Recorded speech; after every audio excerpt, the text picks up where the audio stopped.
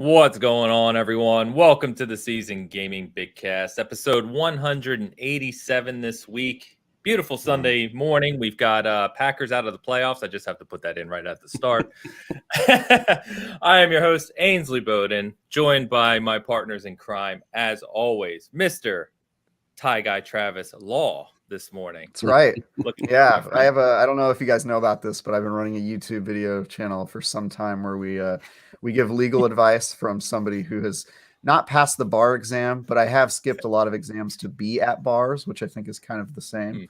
You kind of give legal advice on YouTube. That's bold. I do. Yeah. And in fact, at the end of all of our YouTube videos, we have a disclaimer that says this is legal advice. You should use this in law. Yeah. And we have a lot of lawsuits pending, so it's pretty great. It's pretty well, great. It works out. Yeah, it all works out great, man. It works out great. Yeah. Anyway, we're also here with Dan, right? Who's been acquired, it seems. And yeah. This is my last Season Gaming episode. Until I'm going to be going exclusive to something nice. Else. First party. They offered him a bowl of peanuts, and I couldn't compete, and a literal bowl of peanuts, and I just can't manage. They were cashews, to be fair. It's not that you couldn't compete, Ains. It's that you weren't willing to. They're my peanuts. You know what I mean? So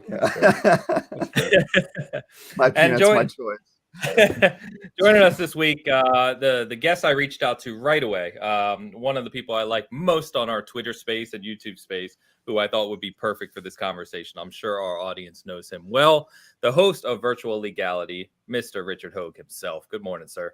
Hey, good morning. Yeah, thank you for having me. And yeah, I have to admit, Tie Guy Travis looks much more the part of a lawyer than I do. But I think I still have my law degree. I'm not sure. And he's also made my disclaimer responsibilities much longer now. Of course, everything I say is not legal advice, and you're not my client. It's all funny until someone gets disbarred. That's true. Yeah, which happened to Travis in the last 30 seconds since we. It's true. Yeah. I've now preemptively been disbarred, which is great. It's the first time they've done it. It's a new thing they're trying. So before we dive into what we're currently playing and a few other things, I just want to say real quick, Rich, it is a pleasure to have someone who recognizes that Mass Effect 1 is the GOAT. You know what I mean? It's nice to have. Don't worry, I've muted the other two guys, so we're good. I like that this is a long form bit. Just a long series of Hoeg appearances where we talk about Mass Effect. Yeah. Mass Effect 1, obviously the best. I think we can all tell that after the remaster. Clearly the best story, clearly the best narrative. But yes, you're just going to get me in trouble. We're going to get people heated before we start talking about minor things like huge acquisitions. Yeah, I mean, the comments are over there. Those two clowns are muted. We're good. We can just talk about Mass Effect 1. All right, you guys are back. Moving on. So, Rich, before we jump into the topic, of course, we want to kind of talk to our guests just a little bit beforehand. So, Rich, one question I want to pose to you, just for the audience, is what is your favorite gaming series or game of all time, and why? Sure. Well, those are two different answers, but certainly the series that I've had the most enjoyment with and love the most is Final Fantasy. Okay. I grew up probably a little bit earlier than some of your listeners, some of your viewers, and Final Fantasy was really, specifically 2 and 3 in the Super Nintendo area, the first time that I was really figuring out that narrative could be portrayed in video games. And that's really where I love gaming. I love the stories that can be told in long form with characterization and things like that. And we've gotten a little bit away from that as other things have become more popular in the 21st century. But that's really where I came to gaming. I was at the same time doing Space Quest and King's Quest and other things we might talk about today as being, moved around various owners. But that's what I really loved. But my favorite game of all time is actually a game called Star Control 2 that I don't know how many people are familiar with, but that brought kind of a Star Trek humor approach to an open world way before people were making open world games out of everything. And that's my favorite game of all time because it's so dynamic and because it has that rich narrative and frankly has one of the best story arcs in gaming even still. And that's from the early 90s. So those two things are really what I'm all about is storytelling and interactivity. And that's what I love. Man, the fact that you mentioned King's Quest, Space Quest, and Star Control all at the opening just means you and I got to talk a lot more. Because I mean, that's a huge part of my history when I was growing up as a kid. King's Quest, I actually have a really funny story that I'm not going to dive into today. But yeah, we got to talk more. That's for sure. Sure. So on the spot question for you, what do you think is the worst game you've ever played in your entire life? The worst game I've ever played is going to be something junky in terms of like, a 99-cent, what have you. The worst game that I've played that actually got some kind of push behind it, sales push, is going to be, oh, gee whiz. I don't know. I don't usually file the bad stuff in for too terribly long. That's why this is an on-the-spot question, just to see what you come up with. I don't. Let's. I'm going to tweak it a little bit because that's what lawyers, politicians do. He's already starting, guys. He's already starting. Yeah. So I'm familiar with this about an tactic. early stage Xbox game that was really pushed by Microsoft that I was pumped about. This was going to be an answer to what Sony was doing, and I thought they were really going to get places with it. And I was so disappointed with a game called Brute Force. I knew which I don't know how many people remember. I kind of remember an alligator man on the front of the cover. Yeah. But I got in there for about 5 minutes, and you're like, oh, okay, all right. This isn't what I thought it was going to be. And there's a whole host of games like that where they got the full EGM Game Pro whatever treatment, and you're like, oh, this is going to be interesting and exciting, and it isn't quite what you wanted it to be. I always view your experience with a video game is really being a function of what expectations you brought to the party. Sure. So I'm always so excited to play something that I thought was going to be crap. Like for this weekend, for instance, I've been playing with my brother, who is now a developer at Microsoft, was formerly a developer at Activision. I don't even know what the disclaimer should be for conversations like this. Doesn't matter. But I'm playing with him Rainbow Six Extraction. Right, which I had absolutely no preconceptions about, didn't care about, and we've had a good time because of that. Right, no bar to clear, absolutely no expectations at all. And, hey, we're having some fun. Game Pass helps that. We'll also talk about that today, I'm sure. That price of entry is pretty good, but expectation is always part of that story to me. So when you ask me what's the worst game I played, I'd have to think about it further. Maybe something will jump in later on in the conversation, but it's going to be something I was excited about that really let me down. I specifically remember a quote about Brute Force saying this is Xbox's next Halo. It had that kind of marketing push behind it. It really did. Just promise me one thing. No matter where we are in the conversation and stuff, just yell it out like randomly. Just yell the game out. If I figured, that's the one, just yell out a game name. Okay. Fusion Frenzy.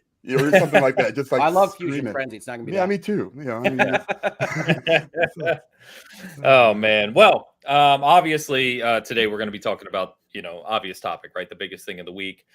Just before we jump into all those details, because that's going to be literally the entire show, is anything interesting you guys are playing? And I know Travis, I know you're playing Dying Light 2. I don't know if you can talk about it yet. I can. Oh, well then why don't you give the audience at least a little insight into Dying Light 2, because I'm not playing it. Yeah. So I've been working on the review. Game comes out February 4th, I believe.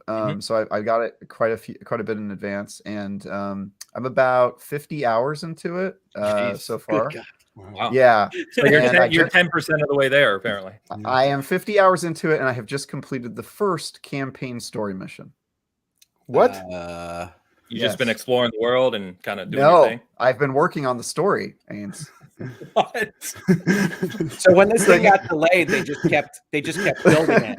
Apparently, yeah. Apparently, they just added stuff to it. I'm very confused right now, so please continue. Exactly. So let me explain. The first mission of the game is you're trying to get from outside of the part of the city into the center of the city. Sure. That's your mission. That's 50 hours? Just get there. And getting there turns out to be one of the hardest things ever, because you basically have to end a war between two factions and all this other stuff. And it takes about 50 hours to do that. And so then you get to the center of the city, and that first mission you get at the beginning that says get to the center of the city is like, you did it. Good job. Part one of the mission done. And then you it really opens up. Then it really opens up. The open world gets about 3 times as big when you get to the city center. So it is a fantastic game so far. It's very good. the movement and the parkour is like better than ever, and you're constantly incentivized to like upgrade that and increase your mobility and make things better and faster, and all these little tricks you can pull off that are really cool. And then same thing with combat. I would say like so far the combat is a little weaker, like at least from what I've played. I've not gotten super deep into it, but it's like it's all melee combat because there's no guns in the city. They like confiscated all the guns before the outbreak. So it kind of has like a condemned feel, you know. Okay. Except for so far it's pretty straightforward. It's like, you know, there's like a perfect parry, and once you learn how to do that, nobody can beat you. It's like, okay, you know, it's got kind of that problem that Assassin's Creed games have, where like you'll be surrounded by 8 guys, but only one will attack you at a time, to be fair. And so you never feel like you're in any danger. It's like, all right, I know one of them's going to attack, and then I'll just parry that guy and beat him up. But yeah, it's pretty good. I think I'm allowed to talk about pretty much openly about like the first 10 hours and give my first impressions, just no final reviews. So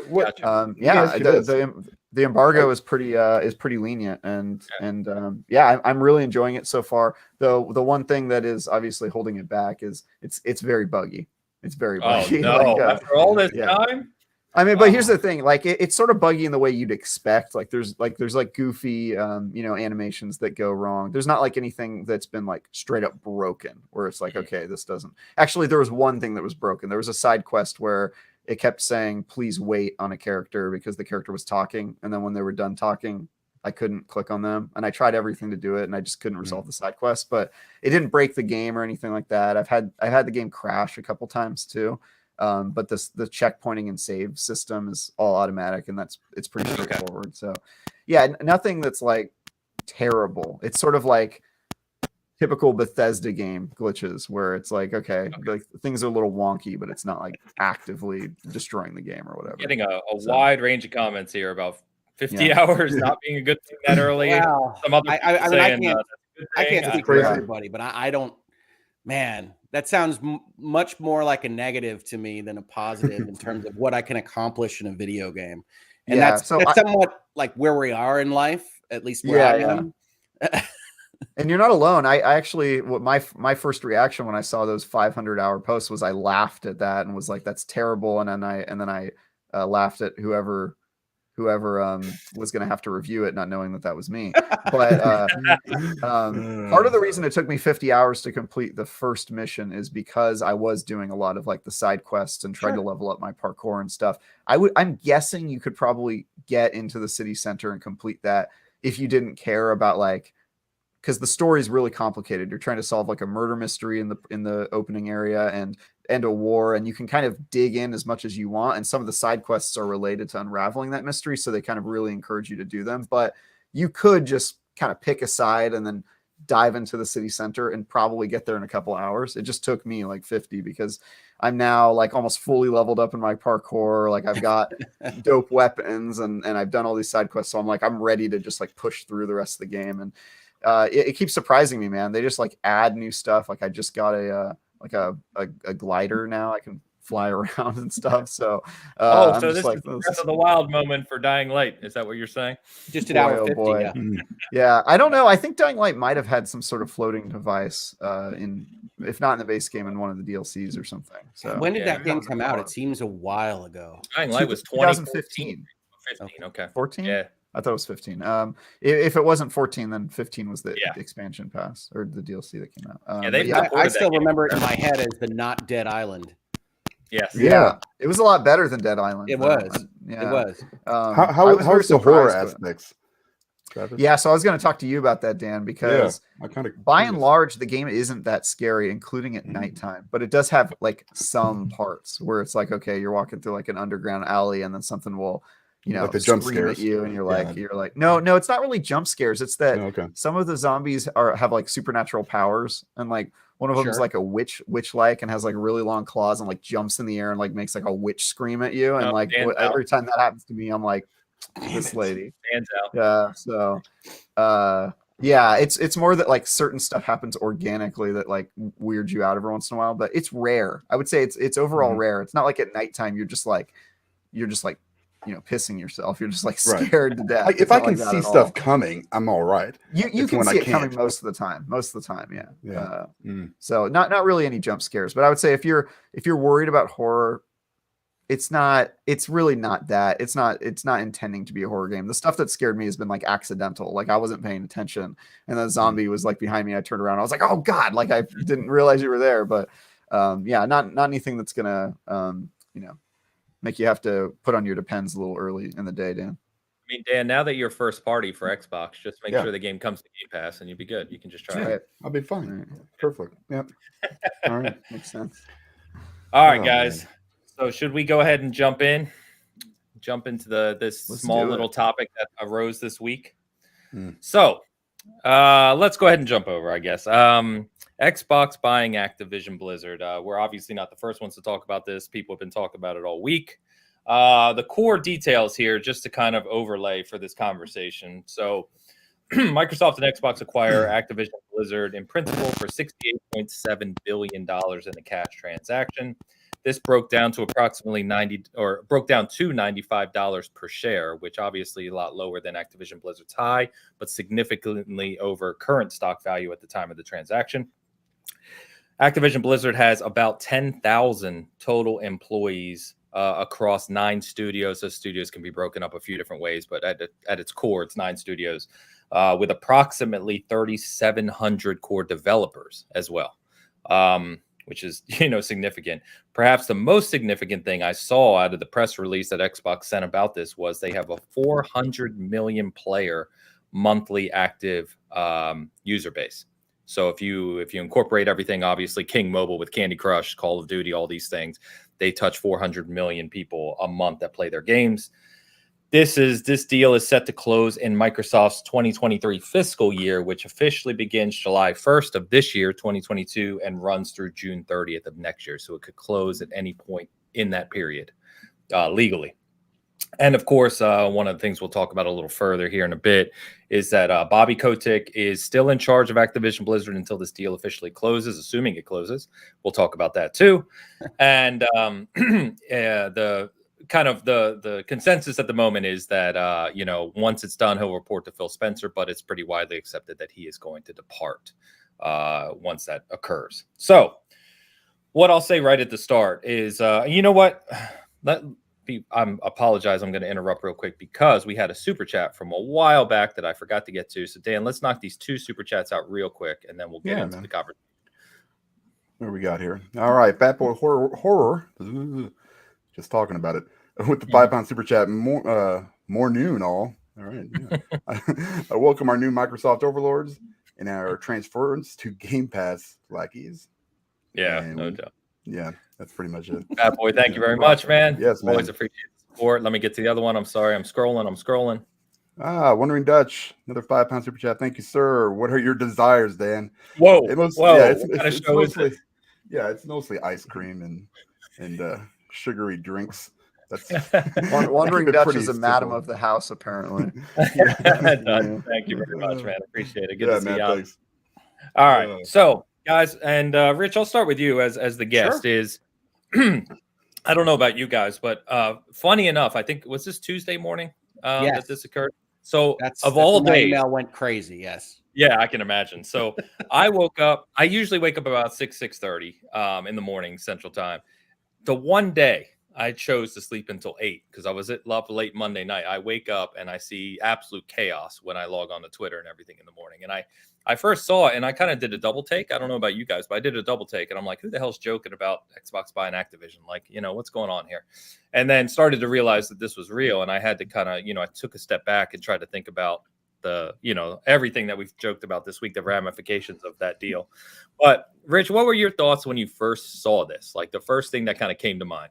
Well, I mean, I think in my first video, I called it stunning. I don't think there's any question that it seemingly came out of nowhere for people that are even following the industry. And it's such a big deal and is so clearly kind of a sea change type moment for how the industry operates, Microsoft's enthusiasm for putting resources into it, that you get that kind of stunned reaction, almost like an accident on the road or something. And then you start to reflect on it. But yeah, I had the same experience on Tuesday morning. I had So on Monday, I had put up a video. This is the nature of content creators and social media. I'd put up a video on the Supreme Court's decisions on the vaccine mandates. And I like to think it was, both sided, and we looked at exactly what they decided in these two separate cases. But when you do that on YouTube or Twitter or elsewise, you always think, well, somebody's going to turn around and spin a mob on you. And so when you wake up to whatever I had, 570 emails that were sorted into asking me questions about my YouTube channel and video games, and however many tweets and DMs I had, I said, oh God, all right, what did I do? What fire am I putting out today on Tuesday? And then after that, you start to look through it and you say, oh, okay. And I think I tweeted out that morning, I got some emails today. I wonder what's going on. And that was the tweet I put out. So I looked at it and said, well, clearly we're doing a video. I mean, I jumped up out of bed and said, okay, we're doing this right now. And I haven't stopped. I don't know. We're at 7 videos on the topics. There's so many angles to explore, so many different things to discuss. And unfortunately, so much kind of either commentary or even reporting that gets a few things a little bit wrong or a little bit too opinionated, that I feel like virtual legality, if it exists for any reason at all, is to hopefully get a little bit more information out there. Not that I'm the be all end all of correctness on this kind of stuff, or that the only person whose opinion matters is mine, but just to get a little bit more information out there. And if folks don't watch virtual legality or they don't know me, I grew up in law doing mergers and acquisitions and venture capital. So when we talk about merger documents and Axios gets that a little bit wrong, I'd be like, all right, okay, let's talk about that. This is a little bit wrong, because that gets filtered through 4 different journalistic outlets. I'm like, all right, let's try to talk about all these things. And that's what I've been doing. And fortunately, I've been in that position to be blessed to be invited to shows like yours, to have these commentaries. I don't even know how many quotes I gave on Tuesday. But it's been fascinating to see how different people react to it, because you got the usual kind of console warriors at the bottom, and they're doing their thing that you would expect. Haha, we got you, Sony, everything else. But right above that, you got the people that are actually interested in the industry.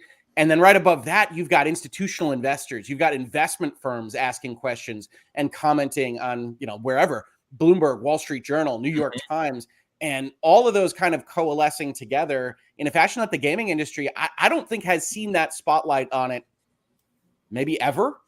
And so it's been fascinating to both watch the actual news, the gaming industry's reaction to it, and then the coverage of it. And that's part of what I do on my channel is look at how press releases work and how communications work and messaging. And it's been super interesting all week. Yeah, you're not lying about that. Funny enough, my 80-year-old mom is still staying here from the holidays at my house right now. And that morning, she's like, hey, I read something in the news about Microsoft buying Activision. Have you seen this? I was like, yes, Mom, I've seen this. Well, that's my father, right? Like 2 days later, he sends me a thing from the New York Times. I'm like, on it, Dad. Yeah, I'll get on it. Did you see this? Yeah. But yeah, it's obviously wild, and it's kind of funny, Rich, because I don't know about you guys, but we were joking before the show that Twitter, in my feed at least, I didn't realize that I followed so many lawyers. It was amazing this week how many degrees were suddenly just put forth. So definitely interesting this week. Let me say this. I like people having opinions on these things. I like people getting engaged with this stuff. I like people thinking further about how business and law and contracts and these kind of systems and things interlocked to create the world in which we live. But one of the things you learn in law school pretty fast, and as you operate as a lawyer actually practicing, is you don't make guarantees. There aren't guarantees, especially when you're thinking about how a third party is going to think about something, when you have regulators looking at things. And so you get a lot of folks on social media that are very passionate about their position, and that position might be borne out in the long term. But what we talk about in virtual legality, what the law really is when you talk about a deal like this, is nuance, right? So you get a tweet that says, well, Microsoft's lawyers wouldn't have let this go through if it could have any problems. It's like, that's not how lawyering works, folks. What happens, you get a memo and they say, here's the current situation. Here's the chances of things happening. Do you want to go forward with it? Do you want to expend this money, this time, these press releases, whatever? And then you evaluate that and you give that to your client. In that case, if you're internal, it's your client, the actual company. If you're external, it's talking to someone at that company. and they evaluate it. That's what business people do. So there are no guarantees in this kind of thing. And we'll talk about that. I'm sure we'll talk about the regulating environment as part of this discussion. But that's where I think social media, and I don't blame people for that, gets kind of, this is right, this is wrong. And you saw the same kind of things with like Epic versus Apple, right? One of the very first reactions to Epic suing Apple was they wouldn't have done this if they weren't right. They have this big famous law firm. It's like people lose cases, you know? And so when I'm on my channel saying it's a very tough case to make, I'm not coming out of nowhere with that. Yeah, it's absolute, right? It's like people want social media. People want to speak in absolutes always. And yeah. It's like, and I don't blame them. It's an easier world to live in if it's black and white. Unfortunately, the law is the wrong place to be looking for that certainty. Sure. We get this super chat from Lucius. Yeah, Lucius, $5 super chat. Thank you, sir. I had to show my support for the Lord of Legality. Hey, thank you. Yeah, all right. Hoeg has some great content, and I will always hype up his content. Very nice of you. Yeah, appreciate awesome, that, man. Lucius. Thank you Thanks for coming out today. Yeah, thank you very much. All right, guys. Dan. Yeah. Yeah. He looked like he was surprised. Yeah, I mean, I have no idea what's happening. Yeah. That's basically where I'm in. Well, I was going to ask you because I know, you know, in terms of personal investment into things of this nature, you are one who stays as far away from it as I think anyone I know. So, I mean, we always joke it's just bring you games, right? So what I would say, though, is when you first saw this was a real thing, buying Activision Blizzard, what was your reaction to it? Wow. I mean, it's amazing what money can do. I don't know, man. It's one of those things, and I'm glad Rich is here because I don't know anything about how the law works. And that's kind of where my mind goes first. Like, where does, you know, is this going to work out great? You know, and then it kind of goes to, you know, where is Xbox going to, you know, what are they going to do with these IPs? Because this isn't Bethesda level. All right, this is 10 times Bethesda level. And I'm not a huge fan, to be honest, of this kind of acquisition, but that's only because I don't know what's going to happen, right? That's not because I know this is it's going to go this way. It's because, you know, the future kind of becomes uncertain with some of these IPs and with some of these studios. I don't 100% know how it's all going to work out. You know, you can read, you know, comments from like Phil and you can take it, you know, 5 different ways. I think, you know, it's like, oh, this is what he said, but what does he mean? Can he say this? You know, it's just like, immediately, if you go to that one tweet, you know, it's just like, you know, there's like 5,000 comments, all of which are different, and what he's, you know, what he means by what he said. You know, I'm just like, still have no idea. See, and the cynical corporate lawyer is much more optimistic and positive about that tweet than I don't know, 90% of people. It's very interesting to me. We could talk about the environment in which that tweet was made at some point if you want, but there's reasons to believe it is more sincere than people want to put on it. And that's interesting to me. Yeah, I mean, that's the thing, you know. I mean, it's when they did acquire Bethesda, I think he tweeted something out similar, just like, you know, this is what our plans are. This is, you know, we want to bring games to as many people as we can, you know. And obviously, you know, I think the operative part of that tweet was that, like, he said something about, we want to make this game, or we, you know, desire to make it on it. You know what I mean? And I think that play is, we want Game Pass on PlayStation. Like, you know what I mean? Like, if they're willing to put Game Pass on PlayStation, we have no problem continuing to make Call of Duty multiplayer. I think it's probably something like that, but we'll see. I don't think there's any question that it is, if the terms are right, can be read into that Twitter. Whether or not that's Game Pass or not is interesting, right? And just to, I guess, kind of give a teaser on the long form conversation here is, we are in a regulatory environment where there are going to be people that are at least mildly concerned about consolidation in the industry, especially for the world's biggest major console game.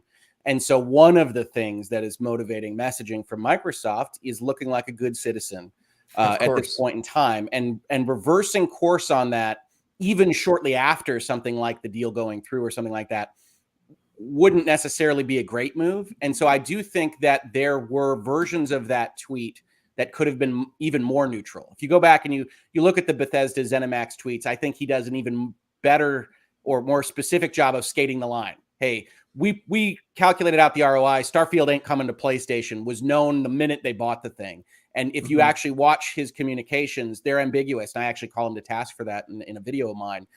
But this time, it's if you're charting this on some kind of line, it's much closer to we intend future Call of Duty to be on the PlayStation. Right.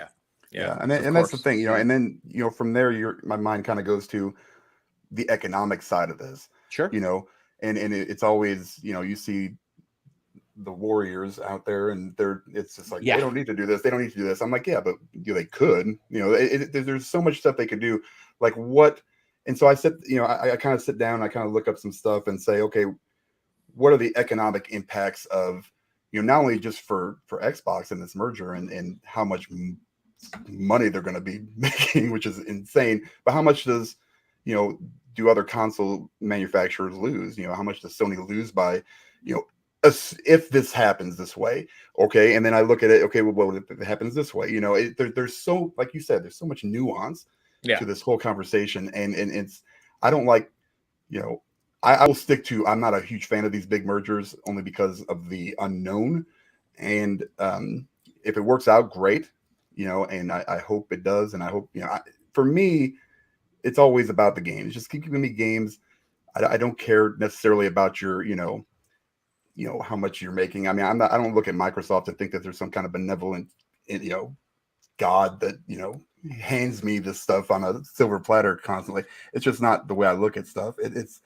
I just want to, it's interesting to watch, and it's fun to see the industry shaking up a little bit. But I would be lying if I said I was just, without concern, I guess, but we'll see what happens. And it's going to be fun. I think there's definitely a certain fantasy football-esque entertainment value of things wildly moving around and going, whoa, what the heck is the future look like? Definitely. I also share concerns, as anybody should, I think, with consolidations, because you don't know what the future is going to look like. And as a Star Wars fan, as a fan of things that Disney owns now, one thing that I would be concerned about long term is just kind of the flavor profile. That when you have one board of directors, one Phil Spencer, one direction for these huge number of developers and publishers, it's not that it's a bad flavor, but you can get into a position where, that's a Disney movie, that's a Microsoft game. And that does start to concern if you like, as I do, a little bit more variety, tasting a few different things. Now, the indie scene is still going to be around. I love them to death. They're fantastic. I've been playing Nobody Saves the World all weekend. Fantastic game. But for the AAA, we are getting into a place where it's like, do you like a Sony over-the-shoulder third-person open-world adventure? Okay, they'll deliver that. And will Microsoft get in the same kind of sticky wicket? We don't know yet. I don't think Xbox curates their games as much as PlayStation does. Not PlayStation as yet. Definitely has a certain flavor, but Xbox has got like Gears of War on one hand, and then like Ori and the Blind Forest, and it's just sort of all over the place from what we see so far. Yeah, so but I do think we're going to see a more centralized and more interested from the mothership, Microsoft, on Microsoft gaming. I do think one of the things that kind of slips under this story is that they are reorganizing their gaming division into one of their pillars. That Phil Spencer's got a new title. He's CEO, I believe it's Microsoft Gaming. And that might seem like nothing because he was already the head of gaming. That does signal to me and investors, I think, that they intend gaming to be something of a pillar service like their Windows or their cloud architecture or something along those lines. And that does mean a lot of good things for resources. It also means the Microsoft board, the CEO, and the higher up above Phil, they're going to be paying more attention to where those resources are going. And that makes sense. You don't spend what is pretty close to $100 billion in 3 years and not watch it closely. Scrutiny. Even if it's pocket change to a company worth $2.2 trillion. Yeah, scrutiny for sure. In fact, it's funny you mentioned the CEO of gaming at Microsoft, because that was when we got the kind of press package. That's one of the things that jumped out to me right away. I'm like, oh, that's a completely different title. Like to some people, it's a few different words. Head of Xbox. That means a whole different thing than head of Xbox. It does. No, that's right. Yeah, it's funny. Let me get these super chats real quick. Sorry, Travis. Real quick. Tao, $10 super chat. What's up, everyone? Glad to see Hoeg breaking it down for us live. That's right. Travis is over here spinning his arm. All right. Dan, you still got a stream boyfriend dungeon. Travis, keep up the good fight. Ains, because we're family. Have a great day. Good day. Sal, thank you so much, brother. Always appreciate it. I got one more from some guy. Luke. I don't know who this guy is. Yeah. It's a weird looking avatar. Anyway, favorite Activision studio. Thank you, Luke, for the $2 super chat. I'm biased. Toys for Bob used to make Star Control 2. We just started the video. There you go. There you go. So I didn't realize Toys for Bob was the company that made that. That's it. Well, it's not, but the two founders of Toys for Bob are. Yeah. Sure. Luke, thank you very much for the super chat. Yeah, man. I don't know if I have a favorite studio. They have Vicarious Visions over there. They did. It's true. It did. Yeah. I mean, yeah. People from them, same kind of conversation. So we're going to get into a little more onto the IPs and things like that shortly here. Travis, you were going to say something before we jump to super chat. Sorry. Oh yeah, I didn't give my initial kind of reaction, which was I was kind of relieved when I saw the news, because there's been that question in the news lately about what the heck is going to happen to Activision because of the way they've mismanaged the culture of their business, and they're getting kind of attacked from the bottom by their employees and from the top by the government in California. And they've sort of been a troubled a company for a while, not in terms of revenue stream, but they have had a lot of their games delayed, especially at Blizzard. Blizzard, I would say, has been like a non-functional studio for a while. Just, Overwatch, and they haven't come out with a new IP since 2016. I think Overwatch was the last time that they came out with something. So there's been kind of that question, and then all the drama with Bobby Kotick, and people's lives are at stake, franchises people like are at stake, and so this to me seems like it was the inevitable outcome. I didn't really know how this was going to be resolved, but as soon as I saw that they'd got bought, I was like, well, yeah, duh. How did none of us see that coming? Like they probably were looking for an exit, and Microsoft got a really good deal on them at $70 billion. I think just based on their usual market cap. Pocket change. And so, I mean, Travis is right. $1 billion here, $1 billion there, and pretty soon we're talking real money.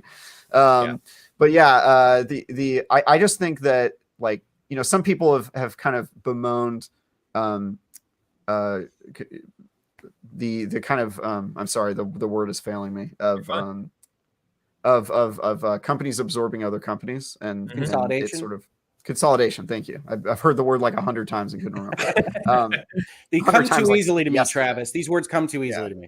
Yeah, some people worry about consolidation, and I totally get that. I don't really think that the games industry is in any real danger of consolidation. And I also think on the Game Pass front, in terms of that service becoming a monopoly, I think there's lots of competitors that are kind of up and coming. We see EA doing things and Ubisoft doing things, but also Stadia and Amazon, who I think are probably going to be the real competitors in the next decade or so, are doing their own subscription services as well. So I think the market's pretty healthy. And in this case, it's like a wounded animal that was limping along that sort of got taken out and brought into a more healthier company. And I think that that's better for the employees, and it's better for the IPs that people care about. So I would be more concerned if Microsoft spent $70 billion and bought every indie studio that they could. With $70 billion, they'd probably be able to buy, I don't know, all of them. That would be more scary to me than this well-established company that's having issues getting sort of picked off. Like, this is sort of the process working as intended, right? Like a company kind of goes down, and the only way for Bobby to kind of get out of there is, he gets kind of, golden parachuted, we call it, but really it's a fail state when you're that high up, right? It's you kind of getting your company's getting taken out. I was sort of just relieved that like, it seems like this is the outcome, right? They lost, and now they're going to have to kind of become part of this other organization. And I think that's better for the people there. And it's certainly a good outcome considering their leadership situation. So Hoeg and I actually had kind of the same reaction. We were like, yeah, Microsoft's buying low, right? Like, that's what you do. you buy when it's on sale, and they're on sale right now. So, yeah. And it also makes more sense now that they approached Microsoft. Like, that to me is like, well, yeah, it's like a no-brainer. So I do have to point out that there's wildly different reporting on that, in terms of the Wall Street Journal and GamesBeat have completely divergent reporting. On what aspect, Rich? Well, the Wall Street Journal reported the opposite. Opposite of what? I don't know what aspect. That Microsoft approached Activision. That Phil calls him up essentially 2 days after the Wall Street Journal article, which plunged their stock price to the $60, $50 level. Phil calls up, and the Wall Street Journal reports it from anonymous sources, just like GamesBeat does, and says basically, Phil calls up and says, "So, how you doing?"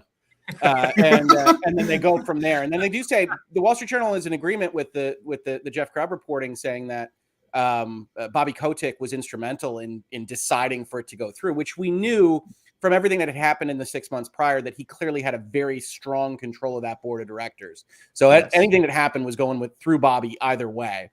And then the Wall Street Journal reported that as being sold by Phil as a clean landing, a soft landing for what otherwise was going to be another year of, tortured articles about how he's doing and what he's doing at meetings and everything else. So that's how it was portrayed there. I don't think it matters much to like the regulatory environment, how we evaluate things, but I do want to note that just because there's been a couple of those kinds of things, right? Microsoft's press statement specifically calls out that Bobby Kotick is staying in charge of Activision Blizzard, and unwinding why they say that in that statement is part of the fun here, because it's not a good look for Microsoft. They know that's the number one enemy. He's the one that's going to get in trouble. That paragraph is going to get reported on. And then it's leaked out, I don't even know, 6 hours later that they expect Bobby Kotick to leave immediately after the transaction. So you got this, okay, if that's the case, then that paragraph shouldn't exist. But then that you back up another step and say, okay, that's Bobby and Activision making sure that's in this press statement. And you get all this kind of interesting fighting. We talk about messaging and public relations and virtual legality a lot, but one of the more interesting versions of that is in a merger or an acquisition, because you essentially have to agree on what your paperwork looks like. And so you can get these kinds of, it almost looks like a Google Doc. You've got two sets of comments fighting about what's actually happening.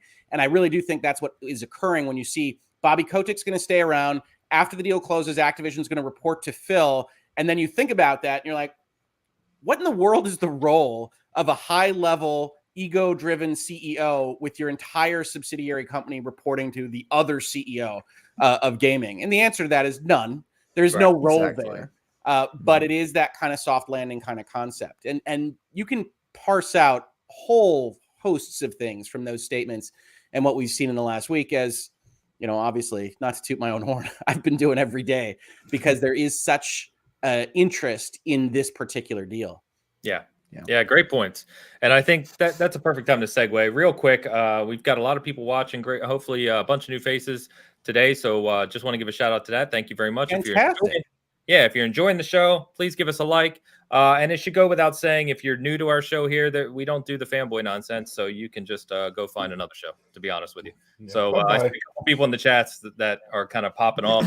We don't do that here. There's plenty of other shows for you. So we're just having a conversation, a real conversation. So let me get this other super chat real quick, Dan, from Mr. Cerebral Paul in the house. Yeah, the $5 super chat. I just spoke to Phil. Xbox wants a partial refund on Dan acquisition.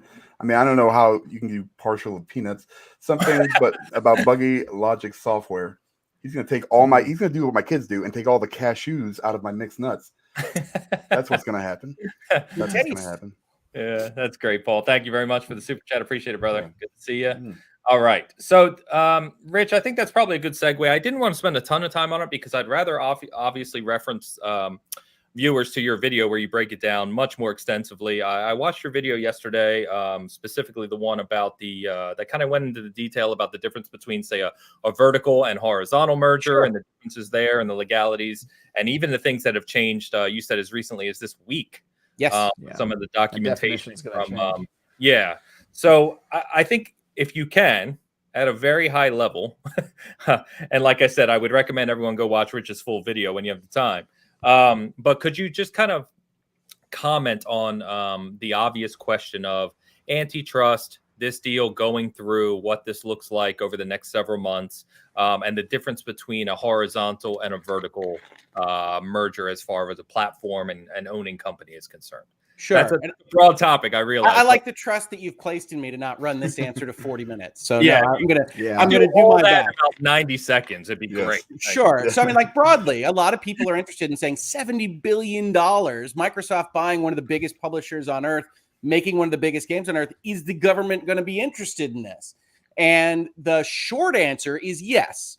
At that top line number, it's very likely to get what we call in the United States a second look or a second view. And the way this works is whenever you've got a deal like this, you sign those documents up. And what's really important for folks to understand is that the deal isn't done. The Activision isn't owned by Microsoft today, no matter what headlines you see that say they own them now. They've signed a definitive agreement to exchange this money and this equity in this company after certain conditions are met.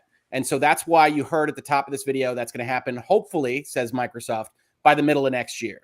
And one of those conditions is getting approved by the regulator. So you get this definitive document, you send this in, and this is all going to be US focused for right now. This also happens in other jurisdictions people should be aware of, including the European Union, that often takes an interest in how Microsoft operates.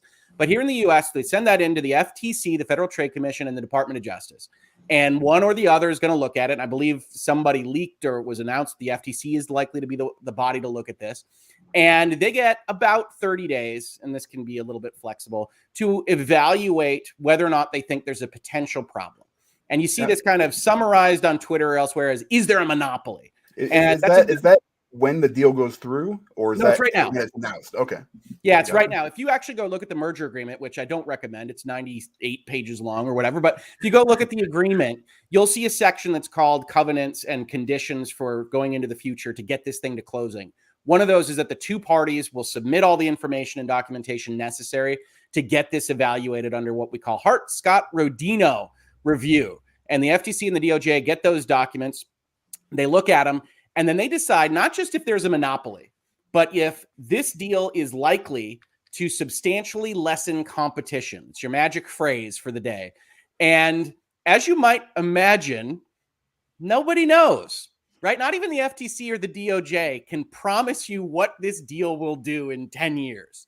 And so part of all of this, when we talk about antitrust, is understanding that antitrust law is specifically for these kinds of things, forward-looking mergers, an exercise in analytics, data, and prognostication.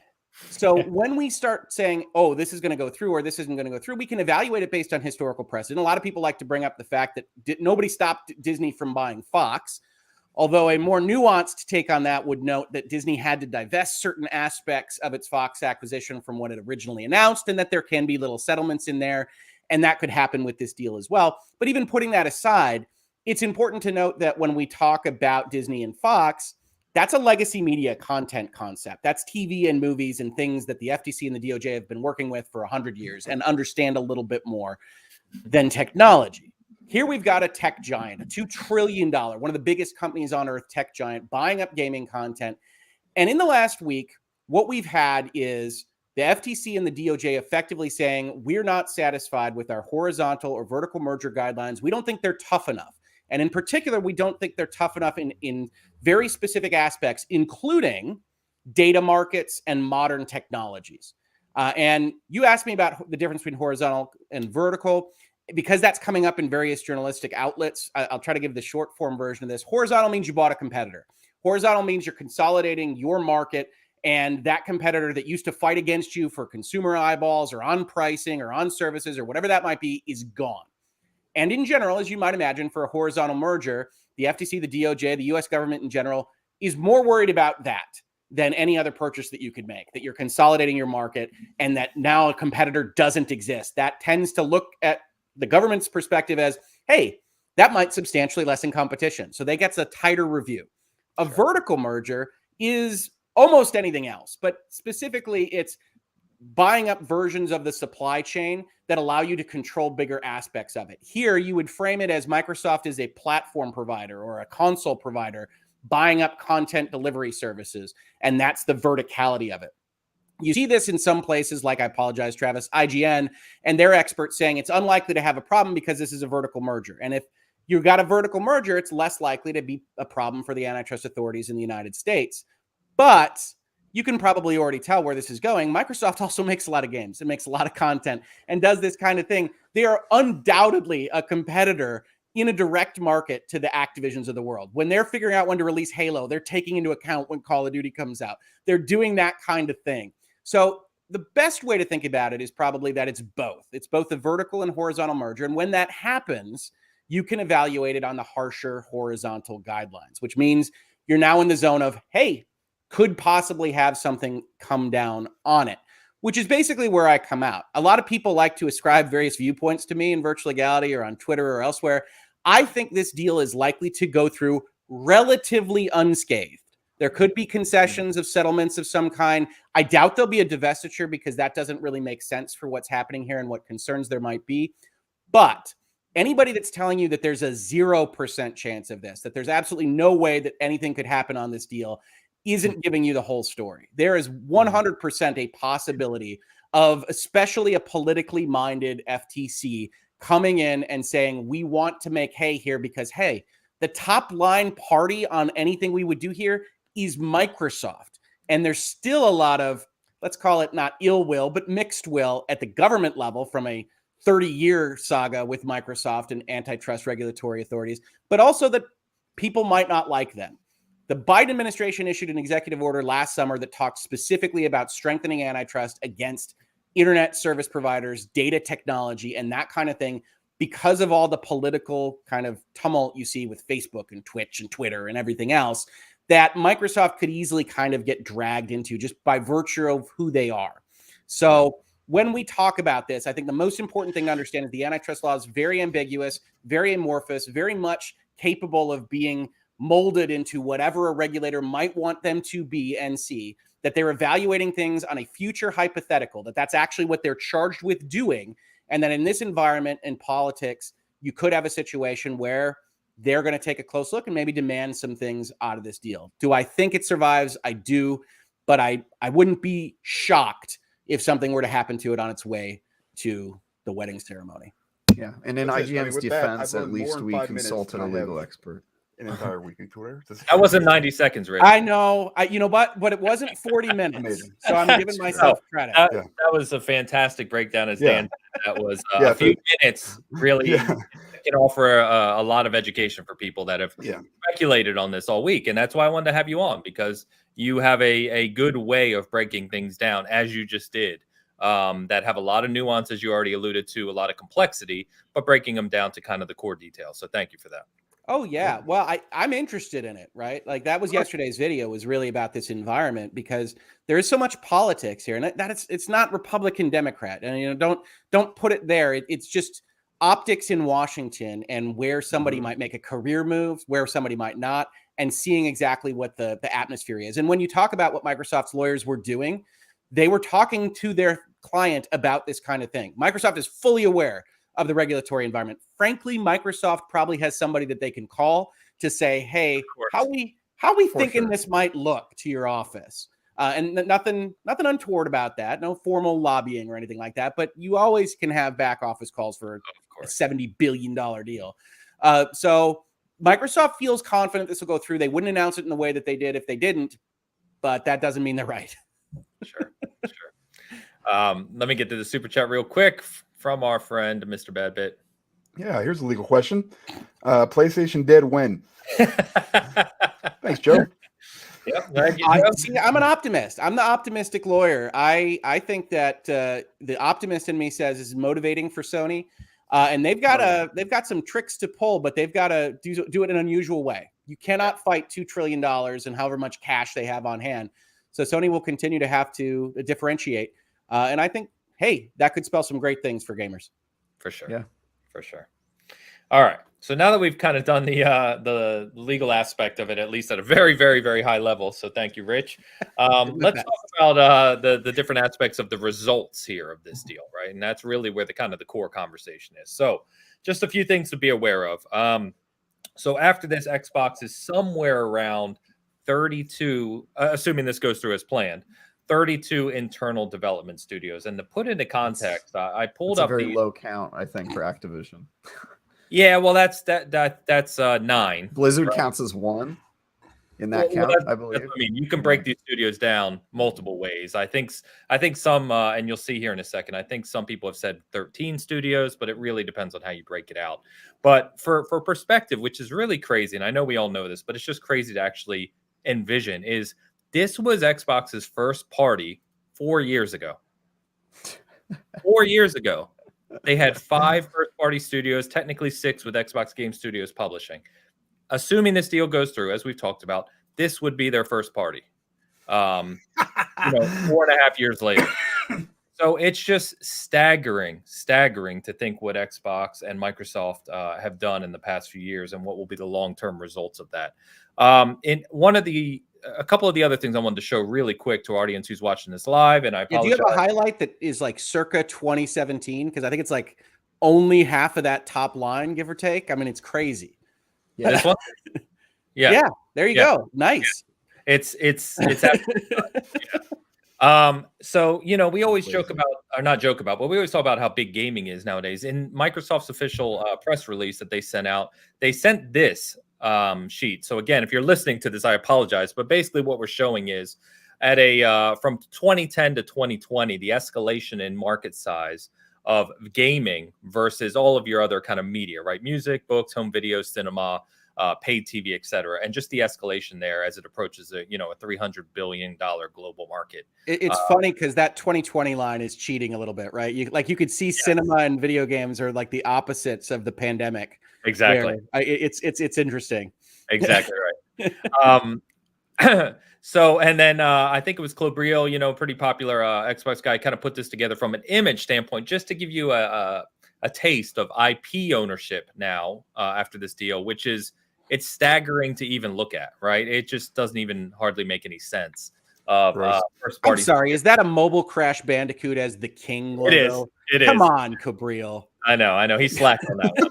In fact, Crash is there twice, so we'll give him some feedback. But it really is staggering to think about. So this would be, like I said, around 32 studios.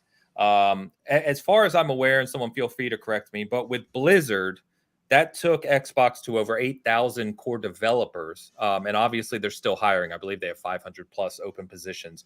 But with this would put them over 12,000 developers, which is just astronomical from a development standpoint in first party. As we already commented, Phil Spencer promoted to CEO of gaming, whole different title there. And then you think about the combined global revenue, annual revenue. This would put them third. And I know that was reported on and people were kind of like, well, how does that calculate? Tencent, which you may not, we all know who Tencent is. It's a constant part of the conversation here. Tencent's annual revenue in 2021 expected to be over 80 billion. Is that just gaming? No, I think that's company-wide. Okay. I think anyone can correct me. Over 80 billion. It strikes me as company-wide number, but I can't. I'm not looking at it. Yeah, it's gotta be. I have to assume. PlayStation should be just over 25 billion. They're hitting records. We always talk about Xbox, PlayStation, Nintendo hitting records repeatedly here. Over 25 billion. And with this acquisition, Xbox would be just behind that, somewhere around 23, 24 billion. So it puts them third on an annual gaming revenue basis. And then you just think about kind of the historic IP strength they would have. And really, when you start to talk about you purchasing Activision, obviously all the factors that go into it, from monthly global user reach, like we said, the studios, the talent, all of that. But really, IP strength is a big play as well, which is obviously Call of Duty's the one that everyone talks about. But you've got, Diablo. I think some people may underestimate just how big Diablo is. Diablo 3, a year after release in 2015, had already sold more than 30 million copies. Diablo 3. So Diablo 4, and obviously the mobile version of the game coming, that's huge. You've got Call of Duty, you've got Warcraft, you've got Overwatch, which Overwatch has dipped recently, I realize, but people forget how big Overwatch was. It had its own pro league. You're talking tens and tens of millions of users. So I won't go on here, but my point just being is that IP strength is a big part of this deal as well. So when you gave that Diablo stat, 2015 seems later than didn't Diablo 3 come out earlier than that? 2013. What I said, it came out in 2013. By 2015, it had sold more than 30 million copies. Yeah. Okay. Yeah, and that makes sense. Because I think your commentary on Blizzard being, slightly broken is correct insofar as they've got this really strong stable of stuff that hasn't been leveraged very much. And Diablo 3 is great. They've released it 100 times, right. But it has been out now. We're getting pretty close to a decade. Yes. Yeah. Which, funny enough, was the same way between Diablo 2 and Diablo 3. So I think for me, time goes faster. Working as intended. One of the first things I wanted to ask you guys about as we kind of dive into all these different aspects is, when you look at the IPs, whether it be Call of Duty, we keep saying it's the biggest one, and it's an annual release today. They have Warzone sitting out there as a separate thing. Call of Duty Mobile, people don't realize how big Call of Duty Mobile is globally. Over $400 million in revenue every year from mobile alone. I wouldn't say no to it. But you've got you've got Diablo, you've got Overwatch, you've got Warcraft. World of Warcraft has taken a hit recently. Final Fantasy 14 is going up, Warcraft down. What do you guys think about the broader picture here as we think about first-party development with Microsoft and how they've supported their newer studios to date, like the ones they purchased in 2018, about hopefully kind of restructuring internally to aid development, and whether it be speed up development, aid development, broaden development, etc. What do you see as the opportunities there for Activision Blizzard should this all go through as planned? I mean, I could talk on that. I'm happy to go in whatever order you prefer. Yeah, go for it, man. Whoever wants to go for it. I think one of the interesting things that happened early, I believe it was last year, pandemic time is weird, was that Activision started pulling its eggs into the Call of Duty basket. Yes. Right? That there was a certain amount of Activision that I liked more than Call of Duty. And I have no problem with Call of Duty. I just feel like I've played that game at this point in time. And I really enjoyed their reboot of Crash Bandicoot. I thought Crash Bandicoot 4 was one of the best platformers in years. I enjoyed their remasters of those trilogies. And you saw that those teams were getting pulled into Call of Duty.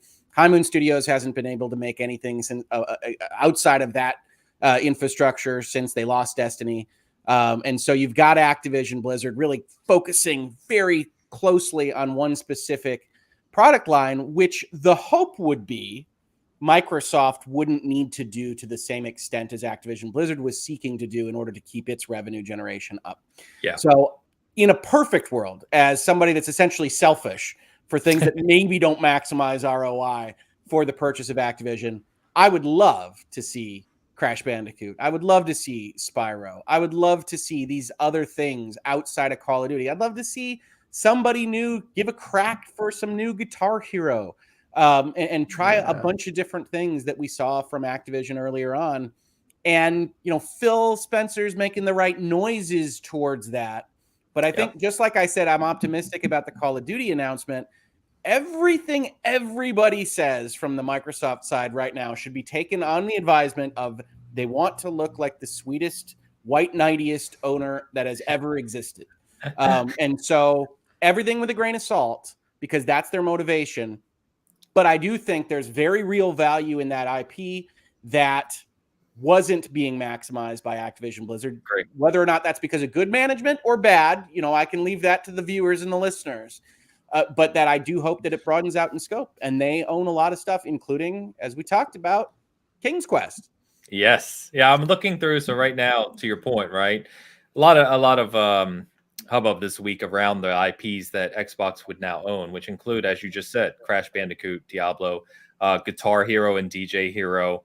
Hexen got brought up, a classic PC shooter that has this, cult following. Give it back to id.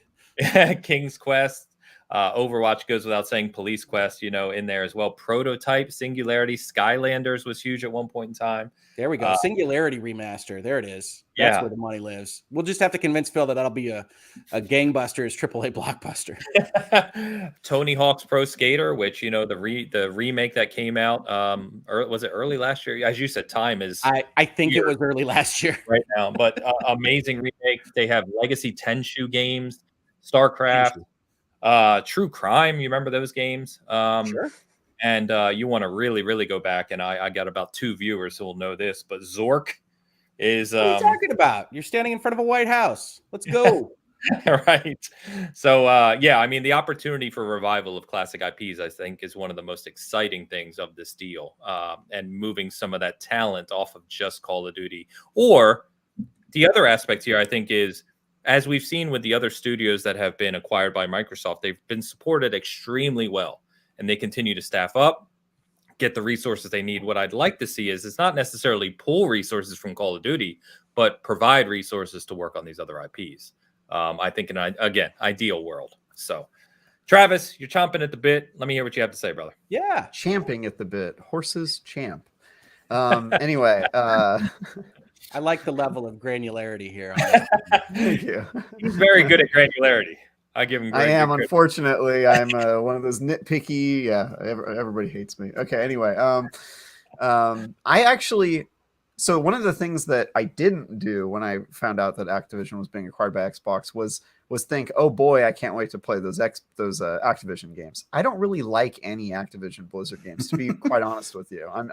I Call of Duty has not really ever done much for me. I like King's Quest. I like both the old ones and I like the new one that came out a couple years ago. The Odd Gentleman knocked it out of the park in 2015. Yeah, I can give any pitch. Go play Yeah. the King's Quest game that Activision released in 2015. It's really well done. It's got Christopher Lloyd. It's really good. Yeah, it's quite good. So I like that, but the things that Activision Blizzard is about, like Overwatch, I think is super overrated. World of Warcraft, I can't. I've tried so many times. I can't really bring myself to do that one. Diablo makes me fall asleep every single time I play it. Like literally, I just fall asleep. I don't know what it is. It's something about the rhythm of like it just kind of it repeats and then you do it and then all of a sudden I'm just like. Stop. And I try to get through it, but I actually fall asleep. And I don't say that as a bad thing. I realize it's a good game. It's a good thing you fall asleep while playing video games. The rhythm of it makes me fall asleep. I don't know what to tell you. It just kind of slowly puts me to bed.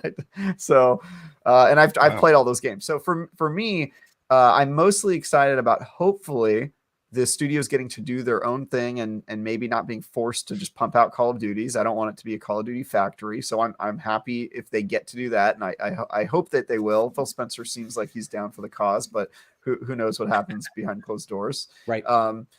And I, the other thing is I'm really excited at the possibility of the technology that Xbox acquired, because one thing they've always struggled with is having a PC store, and now they have Battle.net. I think that could be huge because Battle.net is a pretty great tool. Destiny ran a lot better on Battle.net than it has ever run on Steam. As a guy who played Destiny on PC back in the day, and I think that is good. I think the support hopefully that the employees will get and the cultural change I think is probably good. But in terms of games, I don't know, man. I'm glad they'll be on Game Pass. I won't have to pay for them anymore. I won't have to buy Call of Duty every year just to play the campaign and go, that was okay, which I'm happy about. But there's no games I love at Activision Blizzard. So, okay. I'm mostly excited about the tech. As soon as you started talking about Diablo, you got lit up in the chat. I'm sure. Dude, people love it. And I have friends that love Diablo, and they're always like, Travis, play with me. And then all of a sudden, they'll see my character stop moving, and they're like, what happened to Travis? He fell asleep. And this is real. I've fallen asleep on Xbox Live many times while playing Diablo. And I'm just like, I don't know what it is about this game. It just, the patterns, the repetition. It's just like after time, I just get in the groove and then they stop hearing me talk and chat. And it's because I've fallen asleep. So I have no joke. I think in Diablo 3 at this point, I probably have about 700-800 hours.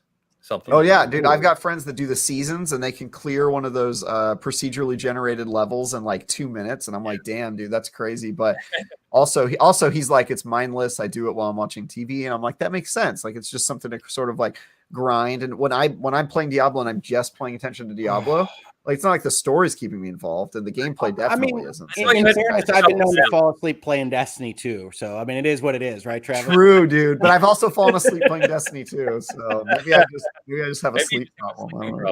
I have browsed with my Guardian running up against a wall before. I have, so for sure, yeah. Let's get to some of these super chats, Dan. Oh man, yeah.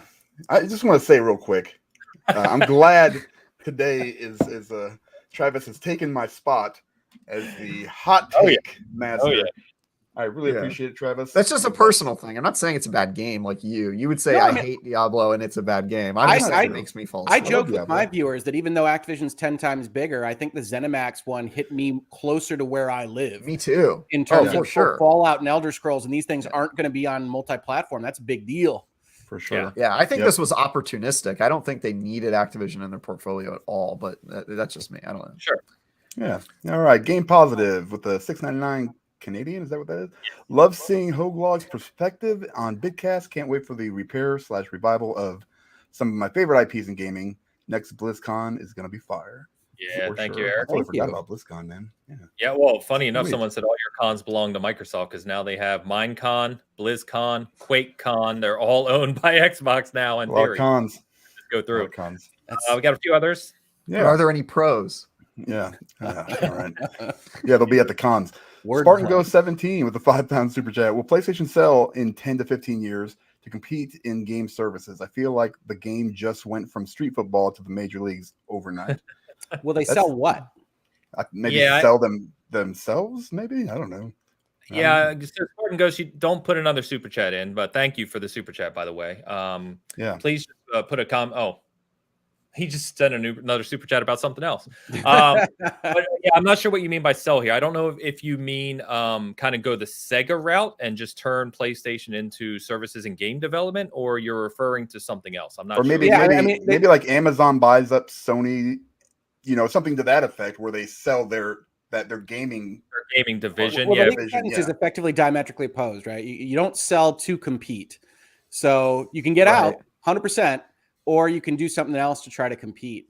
But certainly, I think the future of Sony and PlayStation is looking different than it did on Monday. And you can believe that there have been a lot of meetings about what future strategy looks like at Sony headquarters on this stuff. Agree. And I think I said on Cast Co-op on the other show we do with Luke and Joe. I said similar is that, depending on obviously what comes out of this deal, all the caveats that we've already mentioned, assuming it goes through, where Phil's kind of words end up in reality and what happens with these games and IPs. No doubt that PlayStation's strength is brand and IP. That's where their strengths lie. As you already said, Rich, you're talking punch to punch. They just can't compete. Not money wise. You don't want to have that fight. No, and nobody wants to have that fight, really. But yeah, so I don't know. I think to your point, it's a different conversation now than it was a week ago. But let's not forget how strong PlayStation really is globally. I think that is being overlooked by some. As PlayStation is still extremely strong globally. They have very high revenue, the highest they've ever seen. They have fantastic IP strength, brand awareness, brand loyalty. There's a lot that goes into that conversation other than just this. But make no mistake, there's conversations going on behind the scenes in their executive leadership of where to go and what the strategy is, no doubt. Well, they make so much money off of their third-party sales and participating as a fully functional console box under your TV. And right now, if you're Sony, you're looking at where your weaknesses and your strengths lie. And if I'm sitting there, I'm saying, well, we're one Ubisoft purchase away from losing the bulk of our top third-party sales AAA games. And so what do we do about that? And that can be investing in other developers. That can be buying up. A lot of people point to Square Enix, obviously the Japanese connection, and the size is more within Sony's wheelhouse. But yeah, and the ones that jump out to me, you look at Square Enix, you look at Ubisoft.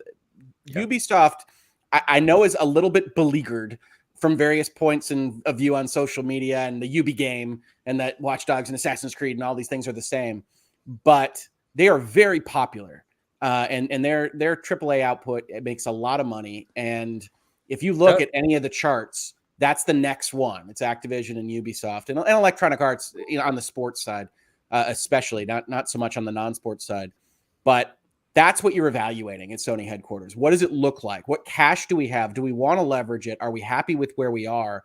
And I was certainly seeing some comments that suggest, well, they've still got the most popular box. They still have Horizon. They still have all these things that are coming out. And that's true. But there is, without a doubt, no desire at Sony or PlayStation right this second to rest on those laurels and watch the 3,000-pound gorilla buy up every other avenue that they have. So there is strategizing right now. And if you're a pessimist, you look at it and say they can't compete, and anything that Microsoft does, they can block. Or if you're an optimist like me, you say, okay, we're going to have to differentiate. How does Nintendo survive, right? It ain't on tech. It ain't on third-party support. Nintendo survives on first-in-class internal software development. And let's be honest, weird stuff, right? The Switch, okay, that's bizarre, and everybody loves it. Some of them work out. Some of them are cardboard VR headsets. You just don't know when you're at Nintendo. But that's how I think Sony, at a higher level with more money and more tech prowess, is going to be pursuing their future. We're going to get weird, folks, because we're not going to win a money cannon fight. Yep. Right. It's funny. I agree. I said the same thing on Cast too. That's right. Yeah, I think we talked about this a while back, Ains, about how right now there's kind of three different models. There's the experimental Nintendo model. There's the premium walled garden PlayStation model, and then there's sort of like this open, very techy subscription service based Microsoft thing. And I think all three of those models can survive and be successful in their own right. And I don't think PlayStation really has a lot of pressure to acquire other things. They're already making money. They make more revenue than Xbox games right now, including Activision. If you folded Activision in there, they're still not as big by revenue. So I don't think Microsoft now being third place really changes PlayStation's equation too much in their head, except for the fact that it does cut into third-party sales, obviously. But I mean, their strength has always been their first party anyway. I don't know that a lot of people are buying running to the store to buy a PlayStation 5 to play the next Call of Duty game. Maybe I'm wrong, but I just feel like they're there for God of War. They're there for The Last of Us and the experiences that they could only get on PlayStation. So I think the question there was Call of Duty and Bethesda output necessary but not sufficient to purchase your PlayStation ecosystem, right? That you knew that stuff was coming, and so it made sense to go and get that first party there. If that's absent, is the pillar strong enough from there on? And I don't think anybody knows. I totally agree that these models can work together. And in fact, even when this generation was starting, I said, as Microsoft moves away from caring whether or not you buy their plastic box, you can see an alliance that could potentially form between the walled garden and the software as a service provider. It gets weird. You'd have to really figure out what that license looks like. And Phil's been pushing on it. But it's not killing Sony's business model to have a Game Pass that's successful. And it's not really killing the Game Pass model to have a successful PlayStation box. So it's a weird world we're entering into. But certainly as a guy that likes corporate acquisitions and transactions in this industry, it's fascinating and endlessly so. Yeah, I think you nailed it there. And we don't know, because a lot of the result of this conversation, the revenue numbers, especially from third party, depends on the outcome of what this looks like 2 years from now, 3 years from now.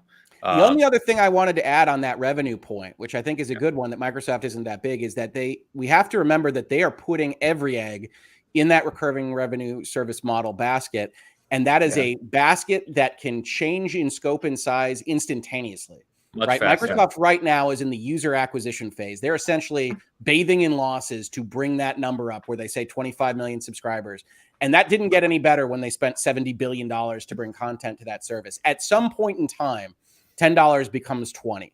And Microsoft is evaluating that constantly and figuring out when that would be. But when you think about it that way, when that is all of their revenue on this particular plank of their platform, then 22 billion can become 44 billion overnight when they hit that button. So it's an interesting point in time that we're in, where Microsoft can say that. They can especially say they're third place to regulators, which is important.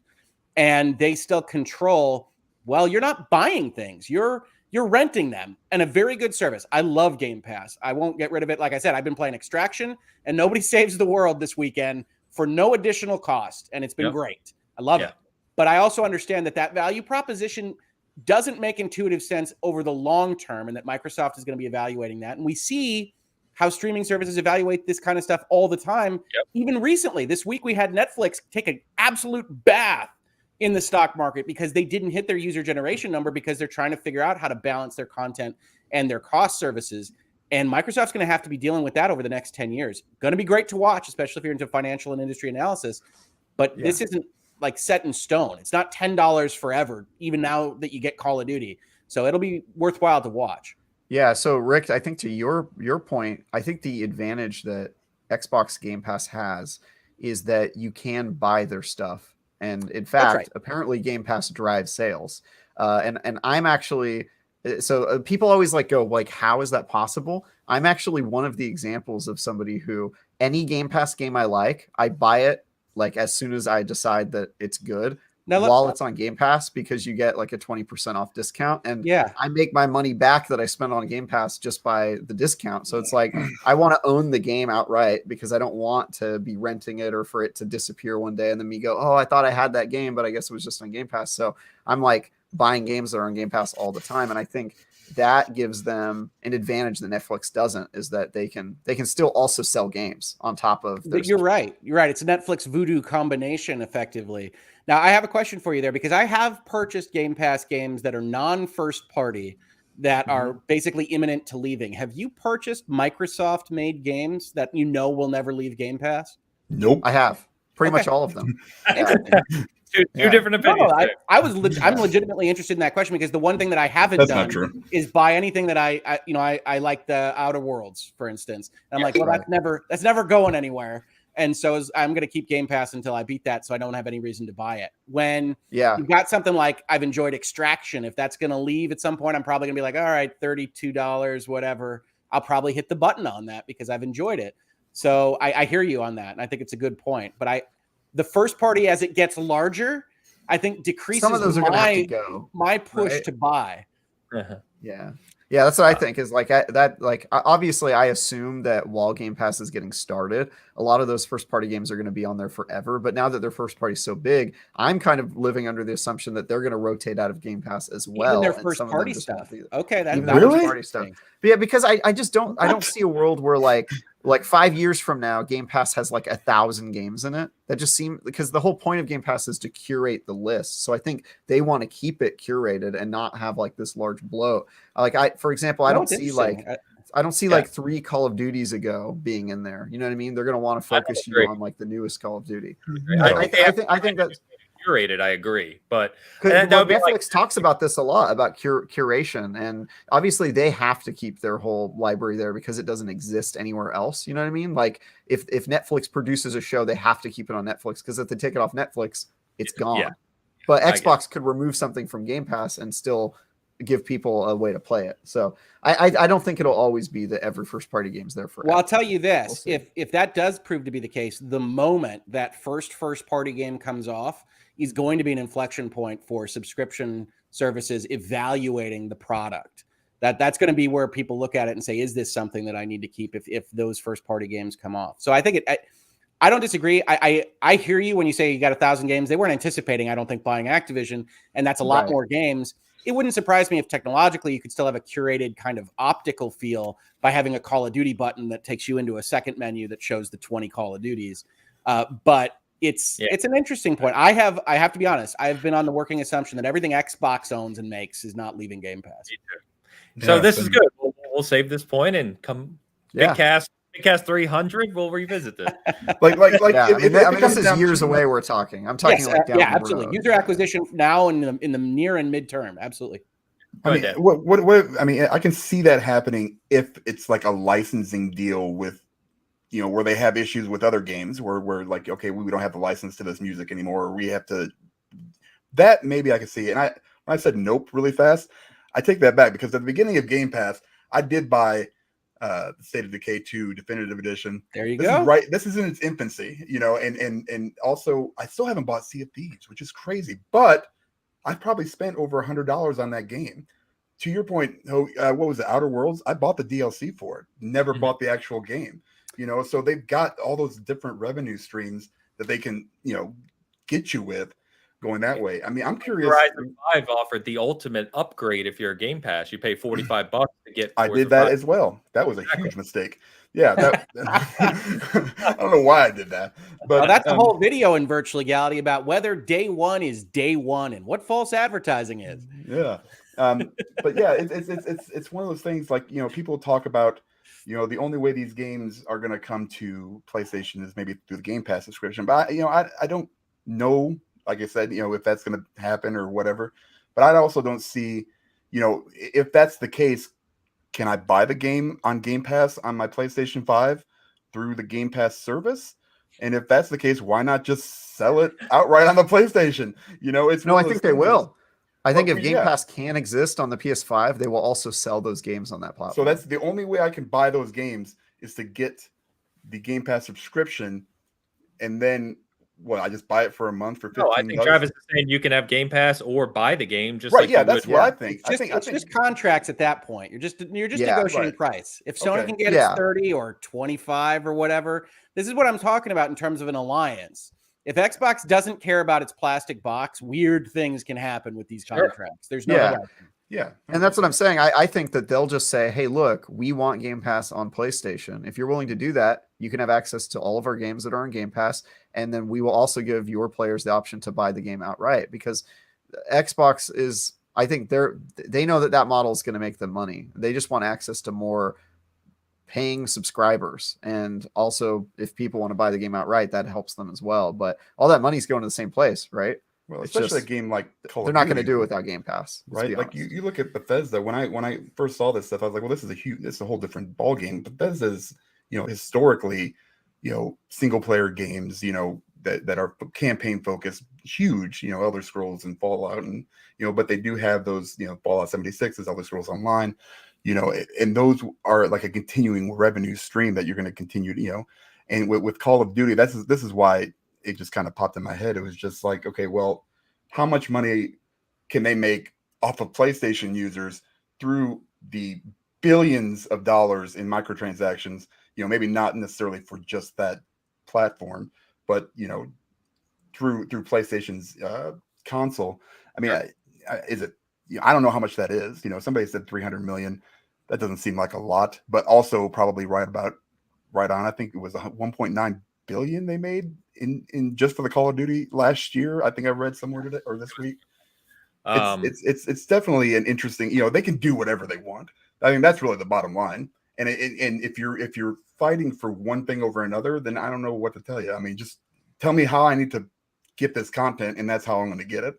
That's what it boils down to for me. I said earlier to a side conversation I was having about this is, as people like us sit here and try to think through this, and if X is Call of Duty staying as it is today on PlayStation, and Y is some type of middle ground where Warzone stays, but annual releases don't, and Z is pulling Call of Duty off of PlayStation, right? They have teams and teams and teams of analysts who have run every single figure imaginable of the revenue generation, player count. Every aspect of this has already been broken down 10 times more and more accurately than we will ever do. There's no way for us to predict exactly what's going to happen here. And I would probably argue that even at this point in time, Xbox doesn't know exactly what's going to happen in this. That's right. It's an evolving market, and things change, and they may make a decision one day that is different from what they made 2 years prior. That's business. I mean, we've talked about that before. We talked about that when Bethesda was first announced with Elder Scrolls. The big thing was, the question right away, Elder Scrolls 6, will it be on PlayStation? And it's like, well, Elder Scrolls 6, is anybody making it? Yeah, no. Yeah, right. Still coming out. But I mean, there's not so right many, now, actually. Right. These decisions.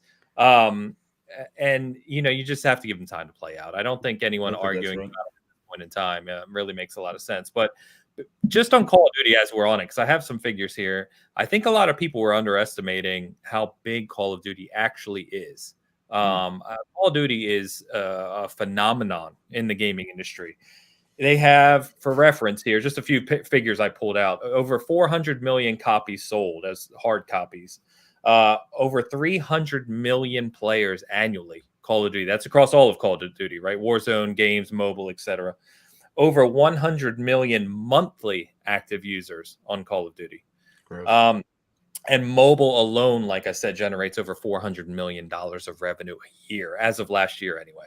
So, I mean, it's just, it is a massive, massive, massive IP and a big chunk of what generates Activision's revenue on a yearly basis alongside their mobile with King and everything that we haven't even touched on yet. So these decisions are long in the tooth, if you will. A lot of analyzing will go into them, and I think will evolve over time as well. I don't think anything is going to be nailed down now or in the near term, in my opinion. The only thing I would add to that, because I think that's exactly right, and they do have teams of analysts, and that is what those folks do. Yes. Is on social media, especially on the internet in general, there's a tendency to say, well, because of that, because of the resources and money and smarts and intelligent people, they can throw at a problem. They always get things right. And I think anyone that looks at any company acting historically understands, including Microsoft, right? If we go back to the Xbox One and its early marketing pitch, they had that money. They had those analysts looking at those kinds of questions too. And so because I've been able to be in rooms where big corporations are thinking through issues and, in my opinion, making absolutely foolish mistakes, I understand that it's human beings all the way down, right? No matter how smart and how many resources you throw at things, it's still people making choices. Sure. And so Microsoft might be right. They're more likely than not because they have all those resources to throw at it. But even then, big companies make big mistakes. We saw it with Activision Blizzard and their immediate response to the California lawsuit.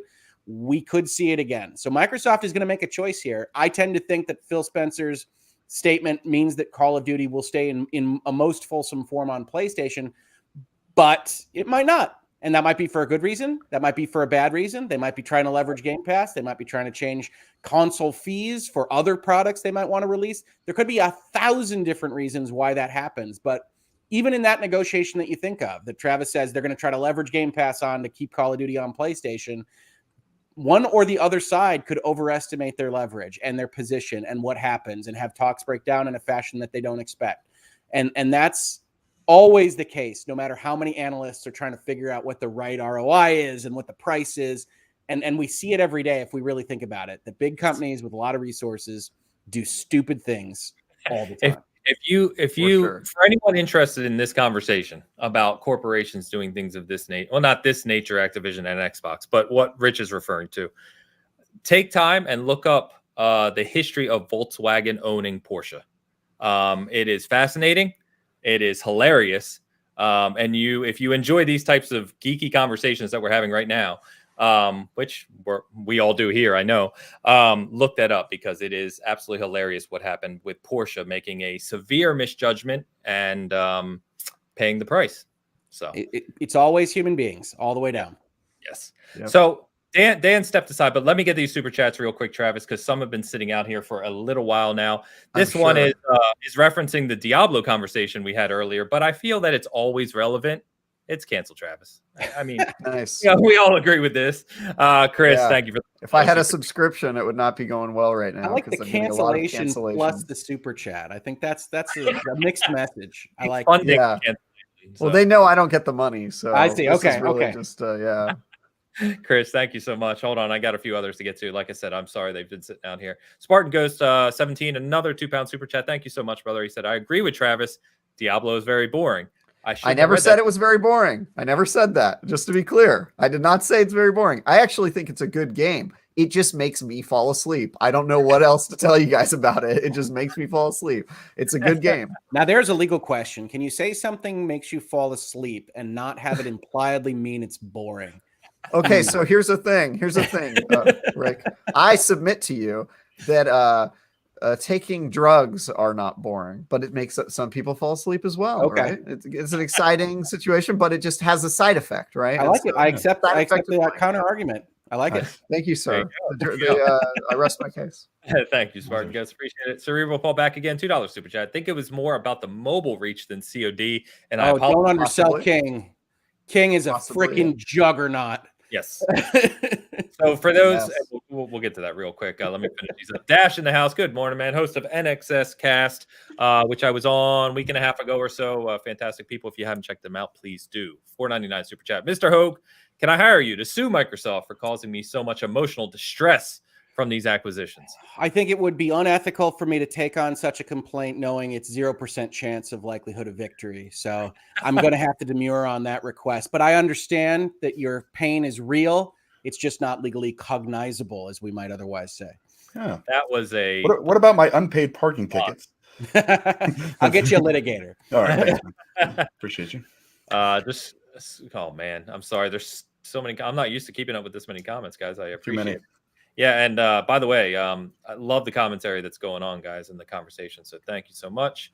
All right. I'm sorry I had to step away for a second. What did you guys think of, I mean, if this is pertinent, Phil's comments on why they bought Microsoft Activision Blizzard? Which are you thinking? The ones where he said, I didn't trust Google/Amazon. Oh, right. I know Nintendo and Sony, are of course. You guys so that's think part that of the was regulatory DRC? answers as well. Yeah. So Okay. everything Phil Spencer says is going to be in the regulatory environment, right? Okay. So one of the things that's happening with what we talked about or I think what I just kind of pontificated on for 20 minutes or whatever I did earlier in the video, is that the regulatory environment is political in nature, and whether or not they're suppressing competition or a monopolist depends on how you define the market, right? This is something we talk about in virtual legality a lot. You want to say it's all a gaming, Microsoft probably doesn't have a problem. If you want to say it's software as a service, gaming content providers, Microsoft might have a problem. If it's people that have an adjacent technological capability of providing cloud infrastructure at the same time, Microsoft might have a problem. But if, again, you're Phil Spencer, you're sitting there, what do I say to the public? You say, well, not only do I not have to stop at cloud services, not only do I not have to stop at gaming, Your Honor, I'm not even competing with Sony and Nintendo. We're all in the same boat. What we're competing with is tech giants. And remember, when we talk about that regulatory environment, FTC or DOJ, who you really hate is not us. We're just Microsoft. We make operating systems. Who are we? Who you really hate is Facebook. Who you really hate is Amazon. Who you really hate is Google. So I'm going to have a statement here that says, I'm not competing about Call of Duty and Halo. That's taking it too small. You know who I'm competing with? That asshole Jeff Bezos. So why don't you help me out, FTC and DOJ? And so I expect you'll see more of that, not just because of delusions of grandeur. Microsoft is known for that. I have no problem with that. Ambition's great. Phil Spencer wants to compete against those big dogs. That's fine. But also because it's enormously useful for saying, hey, the market isn't gaming. The market is eyeballs. The market is entertainment on the whole, if not the internet, if not the world. Regulatory agency, and how could we monopolize the world? Nice. Yeah, I think it's like, you know, how people always act different when they're on camera. You know, it's like everything that Phil Spencer or people at Microsoft are saying right now, just imagine that they're saying it directly into the camera that the FTC is recording. You know, they're just like, hey, FTC, like, you see that? We did this. We did that. You get that on camera? Cool.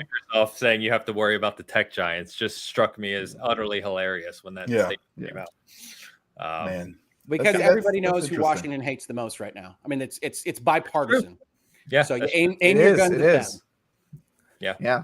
Let me get the super chat from Mr. Badbit. Dan, you want to hit this one? Yeah, enjoying the convo and insight Hoeg. Uncancel. Insight? I can't. Man, I gotta get new glasses. Here we go again. Actually, enjoying the convo insight. I think that's what. Right. I think he meant to say insight. Yeah. I want to take it the other way. I know, me too. We want to make him mad. Yeah. Wait, that's all right. Travis. I was reading this hashtag as UN cancel Travis. I thought that's what I was going to say. It's not uncancel. He wants the UN to cancel me. Wow, we both went there. Rick. That was like the exact joke I was going to make. Damn it. Sorry, man. Bad bit. You're Thanks, killing Joe. me, Joe. But thank you, Joe. Whole thing up. Brother. Yeah. All right. So, where were we talking? We talking about mobile. We might as well comment on that real quick because I think a big aspect of this deal, as Xbox looks to reach more people globally, and it's directly in their press thing, is about global reach, right? Mobile's where they want to be. They also talked about esports here because Activision Blizzard have deals with MLG and Major League Gaming. They have games like obviously Overwatch, which had its own, own esports league, like we said, and Overwatch 2 is apparently coming at some point in time. Along with all the aspects there. So to put into perspective for people, who have heard about Candy Crush and King Mobile this week, I actually looked it up, and Candy Crush alone for King Mobile, just Candy Crush, not their other Crash Bandicoot Run games and all these other little games. Candy Crush alone generated $1.1 billion in revenue last year. It's all right. I mean, they're doing That was mostly grandmothers. All of that. But I actually have played a lot of Candy Crush. It's no joke. Candy Crush is harder than any Dark Souls game. It is. I'm not joking. It is an incredibly difficult game. It is so hard in some of the later levels. In fact, some of the levels are almost intentionally impossible to beat without you using power-ups because the power-ups cost money. So if you're doing a playthrough without any paid transactions, any power-ups, it is ruthless, like one of the hardest games of all time. So as a guy who's put more time than I care to admit into Candy Crush, that game is brutal. That game is super difficult. Those companies use mathematical modeling to get it to what are the chances of somebody can solve this without getting a life or some other power and that kind of thing, and get it down to high levels, 0.0017, whatever that might be. in order to keep that going while not violating whatever laws they're trying not to violate at the time. Exactly. They're slot machines, Yeah. basically. I mean, they're calculating odds to winning, and they're casinos. By the way, Jay Riddy says candy-born games, the candy-born genre. Oh yeah. Yep. But long story short, we've talked at length here. As you've looked at Xbox, obviously moving to cloud and kind of accessible to the ecosystem, as we always say, from any device into the future, and the deal they made in South Korea Telecom and reaching the Japanese audience, where obviously it's much more mobile focused, Switch focused. We've talked before about their capability of putting their AAA games and their first party games in the hands of people with just phones or devices of that nature, PCs, etc., laptops. Obviously, I think the play here is obviously much broader, which is now you're tackling not only all of those aspects, but the obvious mobile gaming aspects. Because for those who have any confusion about this, mobile gaming is far and away the largest chunk of revenue in the gaming space globally. I mean, it's not even close. Console gaming is 15, 17% or something of that nature. Global gaming is overwhelmingly the vast majority. And I think as Xbox is looking to get that brand awareness out into those regions in the world where they've been generally unsuccessful or unable to in the past, however many years we've been talking about this. This is just the next and possibly biggest step in that evolution of mobile active, monthly active user reach in the mobile space is what I meant to say. So I think this is one of the aspects of this deal that I'm most interested in seeing evolve over the next few years, personally. Well, and I think you can tie all of that into what we might have been talking about today as the biggest deal in video gaming history had we not had this week, which is, of course, Take-Two buying directly into the mobile market with their acquisition of Zynga for a mere 12 some odd billion dollars. Pocket change. Right? I mean, well, it's not 70, but those are the same story. Yes, Microsoft and Take-Two not participating in what every analyst and everybody that watches the industry can see, which is the rapid growth in mobile revenue. And you don't have to like it, right? I get commenters talking about loot boxes and casinos and microtransactions and Skinner boxes and all of this stuff. You don't have to like the mobile market or what it's become to understand that when we're talking about fiduciary duties and running your business and figuring out where to put cash, that I run a video game company and this portion of the market is exploding and we don't have a presence there is something that you have to look at as the CEO or the board or whatever. And so Take-Two buying Zynga, Microsoft buying King, forget everything else, are two massive plays into this market that a lot of you might not like, right? We might be seeing fancy IPs get the gotcha game treatment, whatever it is, but that are almost certainly going to be replicated in other ways across the industry because mobile is so popular and so revenue generating at this point in time. And if I were gun to my head, you say, why did Microsoft do this deal? I would say it's King more than Call of Duty. And that doesn't, not to diminish Call of Duty or World of Warcraft or any of those things, because I think those are very valuable. But King and Microsoft being able to jump in with a company of that caliber, with that cachet that clearly knows what it's doing with respect to even keeping an existing property alive for a long time, right? You think Candy Crush is popular. That's true. But there have been a lot of popular things that have made a lot of money and faded a bit. It's hard to keep that up for as long as King has done. And King has been one of, along with like Supercell and some others, the absolute shining lights in terms of how to make money off the mobile market. Yeah. And it's now going to be owned by Microsoft, and bare minimum, they're going to get that analytics. They're going to get those data reports. They're going to get that institutional knowledge. And that is enormously valuable to a company that can leverage all of that with much, much more cash. Yeah. Your last point is the one I think is being overlooked the most. You're not necessarily just paying for IP, just paying for current existing revenue. You're paying for knowledge and insight and analytics, as you said. And I think it's priceless in the long term, especially for a company like Microsoft.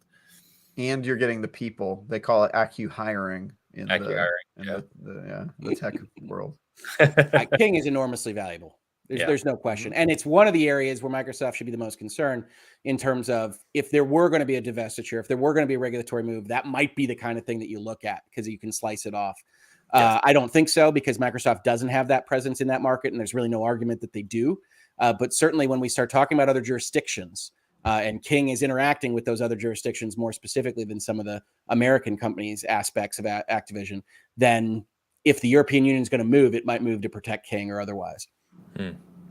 Fair points. Fair points. Dan, Travis, anything to add on the mobile front? I hope Game Pass on mobile becomes a thing.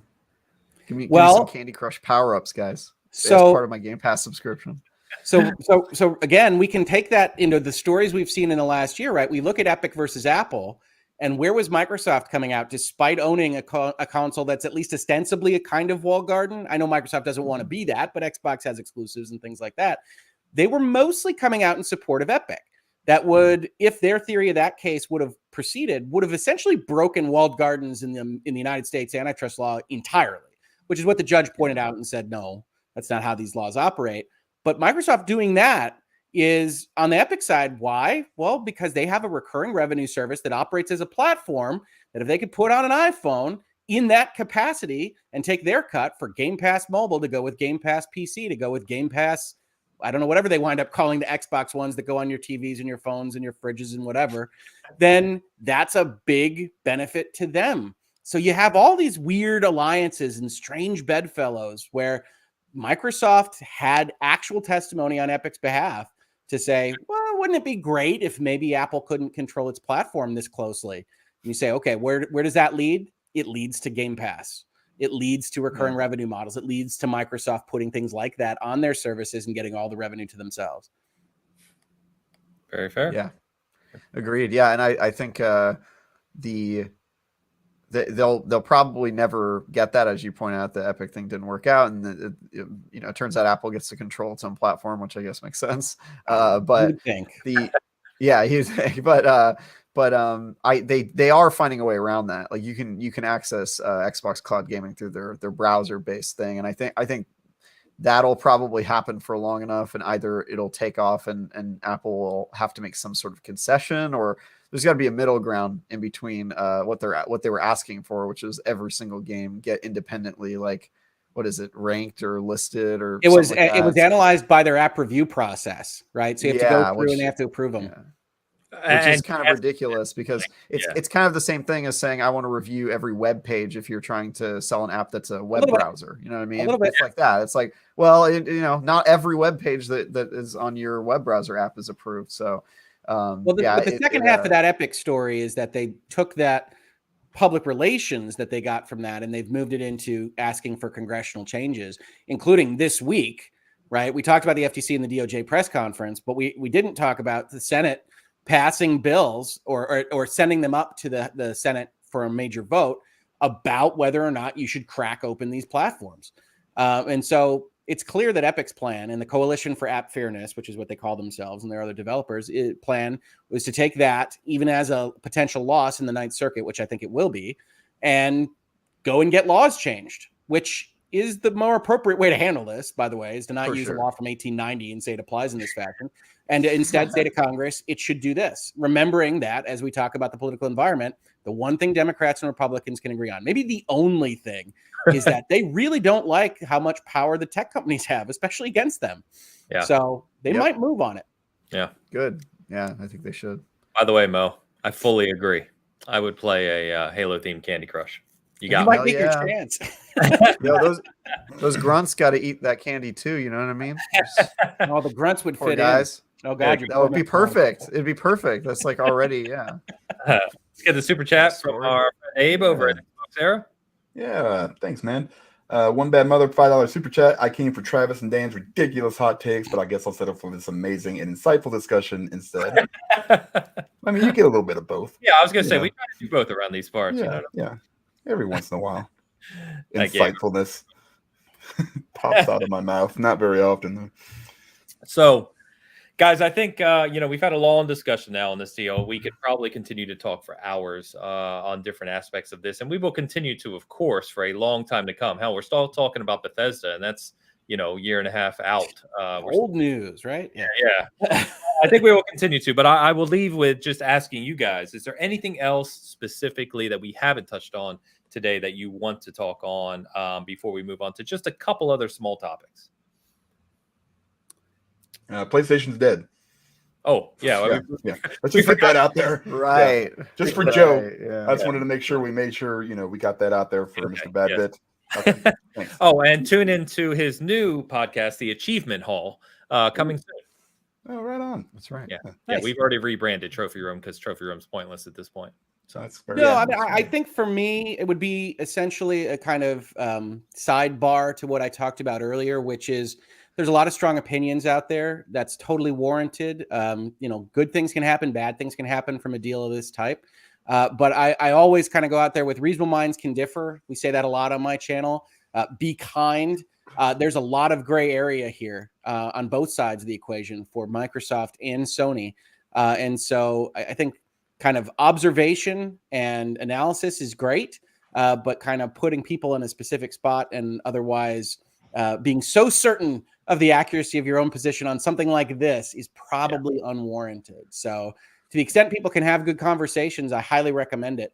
But don't just quash the guy that says PlayStation's dead. They could be, or that says Xbox is consolidating and killing all of gaming. They could be as well. There's a lot of good to talk about and perspectives to be gained from talking with the other side of any question. And it's often easier when you're talking about things like this than it is for the hot button political topics of the day. So, enjoy that process. Yeah. Agreed. Well said. Well said. Funny enough, Abe said, wait, where'd it go? Abe said, what's the over under on how many times we'll hear you don't spend 69 billion to this year? And that's a running joke in our group I actually said, I think as soon as this was announced, I was like, let's wait to see how soon we hear we don't spend 69 billion to keep Call of Duty on PlayStation. Like, oh my God. Times this week. No, my favorite has been, it sounds like my kids when they were 10 years old. Well, he did it first. Well, he did it first. Well, they did it first. Shut up. You're grown men and women. You guys are adults. This isn't, they don't do that anymore. They're 15. All right. Yeah. That's how, 15 years old. They're done with that stuff because also their businesses are different. And each side is just trying to win, right? Like Sony was doing stuff because they thought it would financially help them beat Microsoft.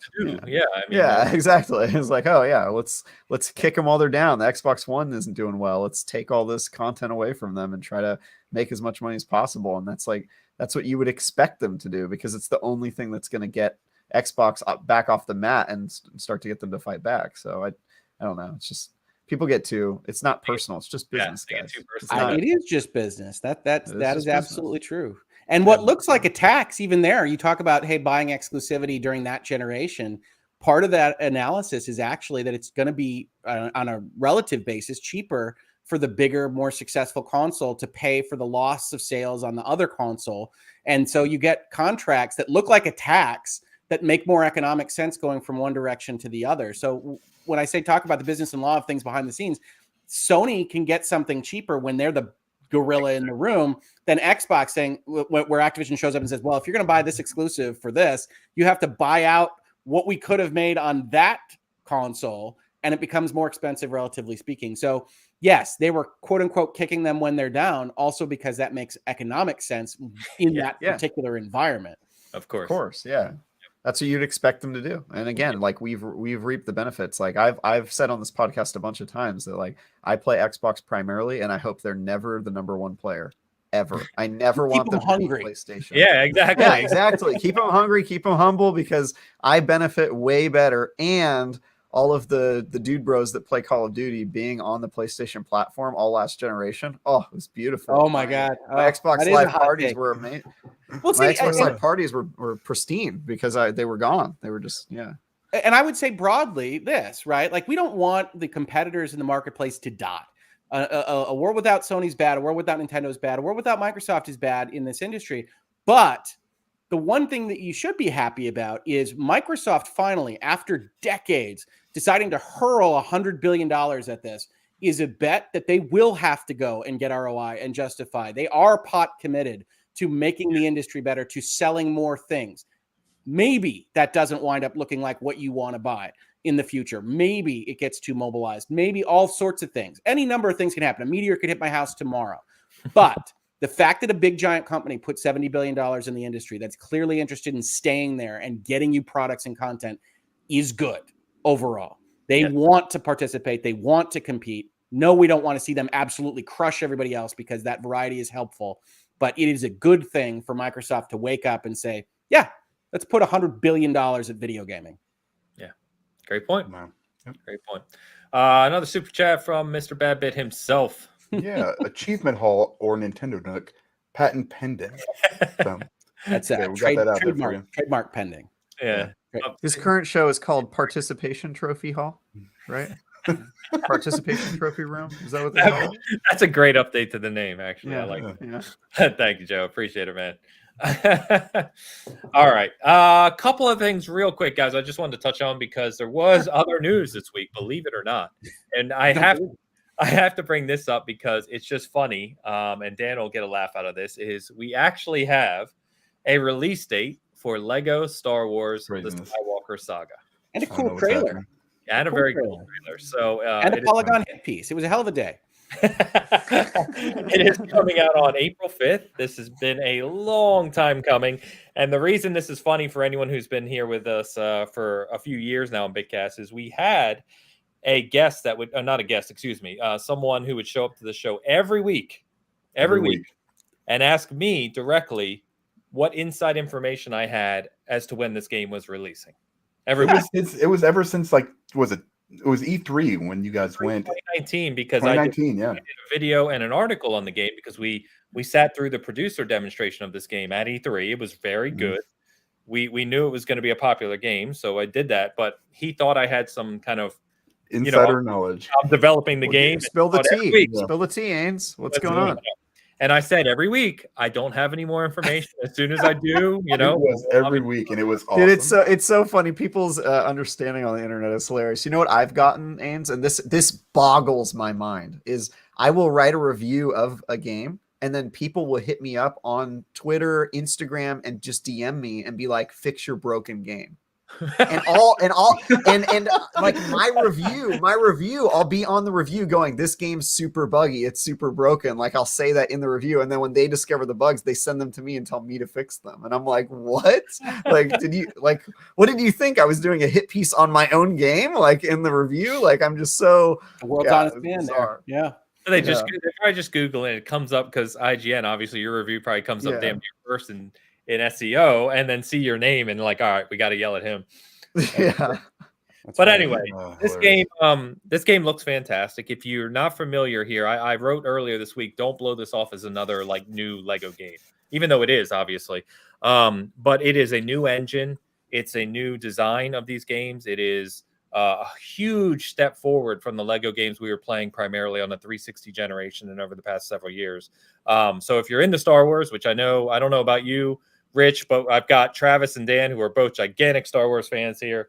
I have a complicated. It's complicated. What's the button on Facebook? I'm a huge Star Wars fan until about 2012. So it's. Boo. Are you booing me? Yeah. 2012. You like the sequel trilogy, Travis? I like it more than the prequels. Oh, okay. Well, I mean, the prequels to me are on a lot. Travis and I have agreed on a lot. So it only makes sense that Travis would be so very wrong as to disagree on this particular point. This is the way I see it. We'll never have a better Star Wars movie than Empire. We'll never have a worse Star Wars movie than Attack of the Clones. So everything else we can just enjoy living in the middle. That's where we are in Star Wars. We're gonna. The problem in the thesis there has already been disproven in both 2017 and 2019, but. It's all right. See, the Attack of the Clones actually had some basis in telling a story about the universe and the galaxy and the politics. Boy. Unfortunately, Rian Johnson, The Last Jedi, and then, of course, JJ's counterpunch, The Rise of Skywalker, did everything possible to scuttle any sense of world building or unification in the sense of a story. I will give you Rise of Skywalker, sir. It is not a good movie. The Last Jedi is one of the best Star Wars movies, so watch your mouth. The Last Jedi was the worst Star Wars movie by far. I've written a paper on it, which is actually my most viral story. Please do check it out. You can find it at Hoeg Law. I believe it's called Luke Skywalker and the Age of Trump, I think. You can read that at your own discretion, understanding, of course, that Travis, just a human being, we're human beings all the way down. Don't take it out on him. Everybody makes mistakes. Yeah.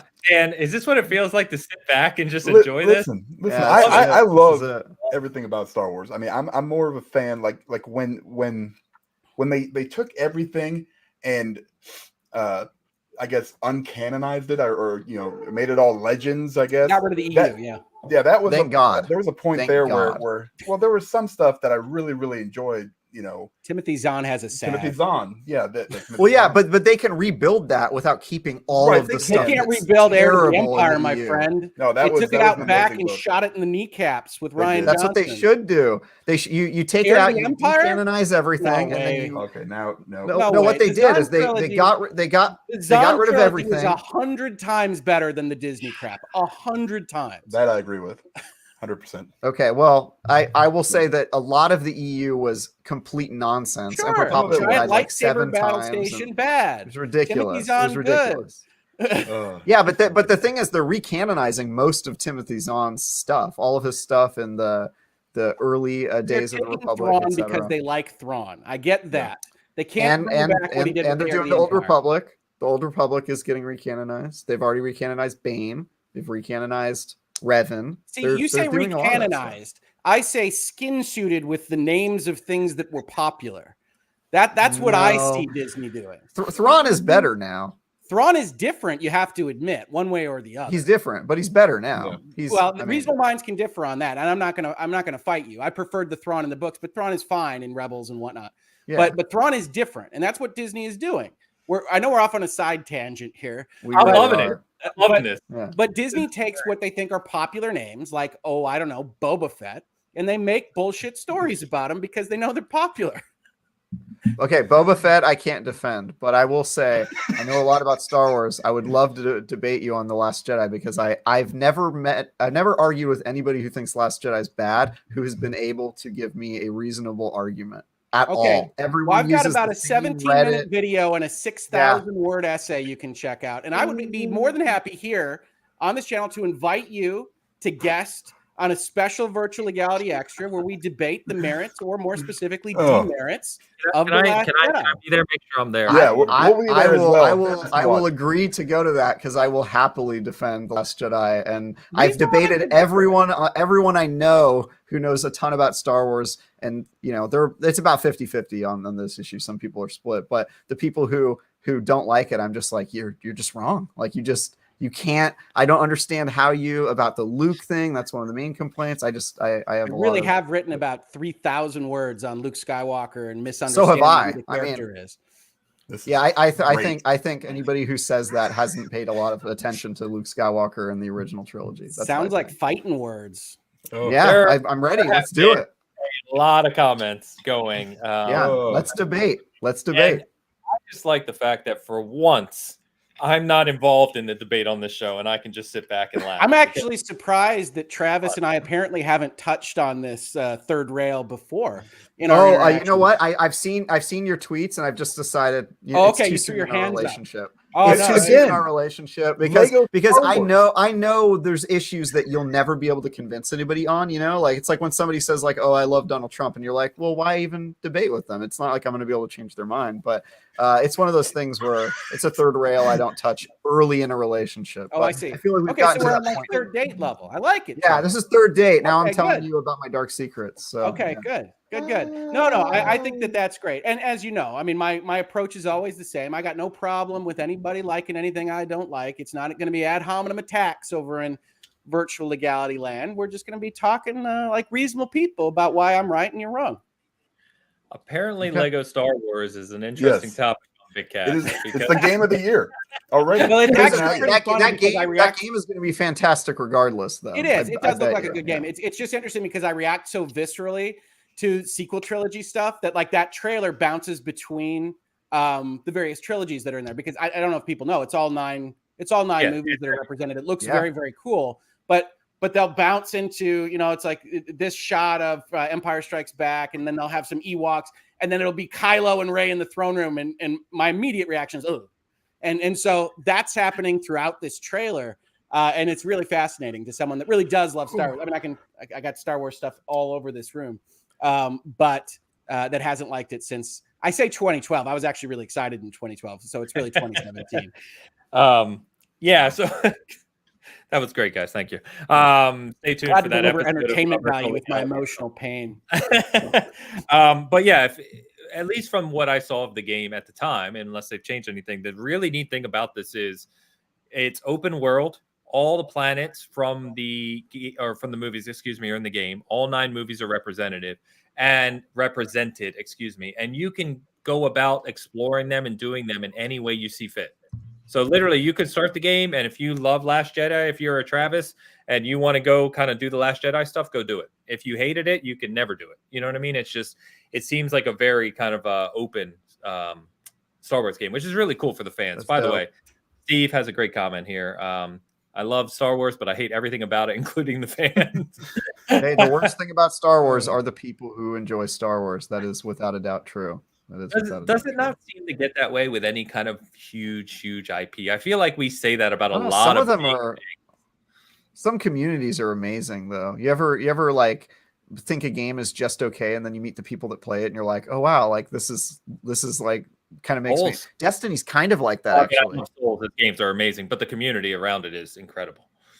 Yeah, like the community around Destiny, I think the people say the friend game is the end game because the people that play Destiny tend to be pretty like nice guys. So it can be the opposite, but with Star Wars, it's very toxic. There's also a lot of like racism and sexism in Star Wars community, so that's drives a lot of it. So I'm going to take that as not an implied attack on my good nature, but it's okay. Oh no, not on you. I'm just saying there are a lot of people who hate the sequels because of diversity, and that unfortunately they are your bedfellows in this case. So again, before we get really into it at some point, I do think that does happen with toxic fan bases, and I one thing I do think is important, and this is important in my life. This isn't just Star Wars or politics or virtual legality or otherwise, is that it is very easy to conglomerate groups.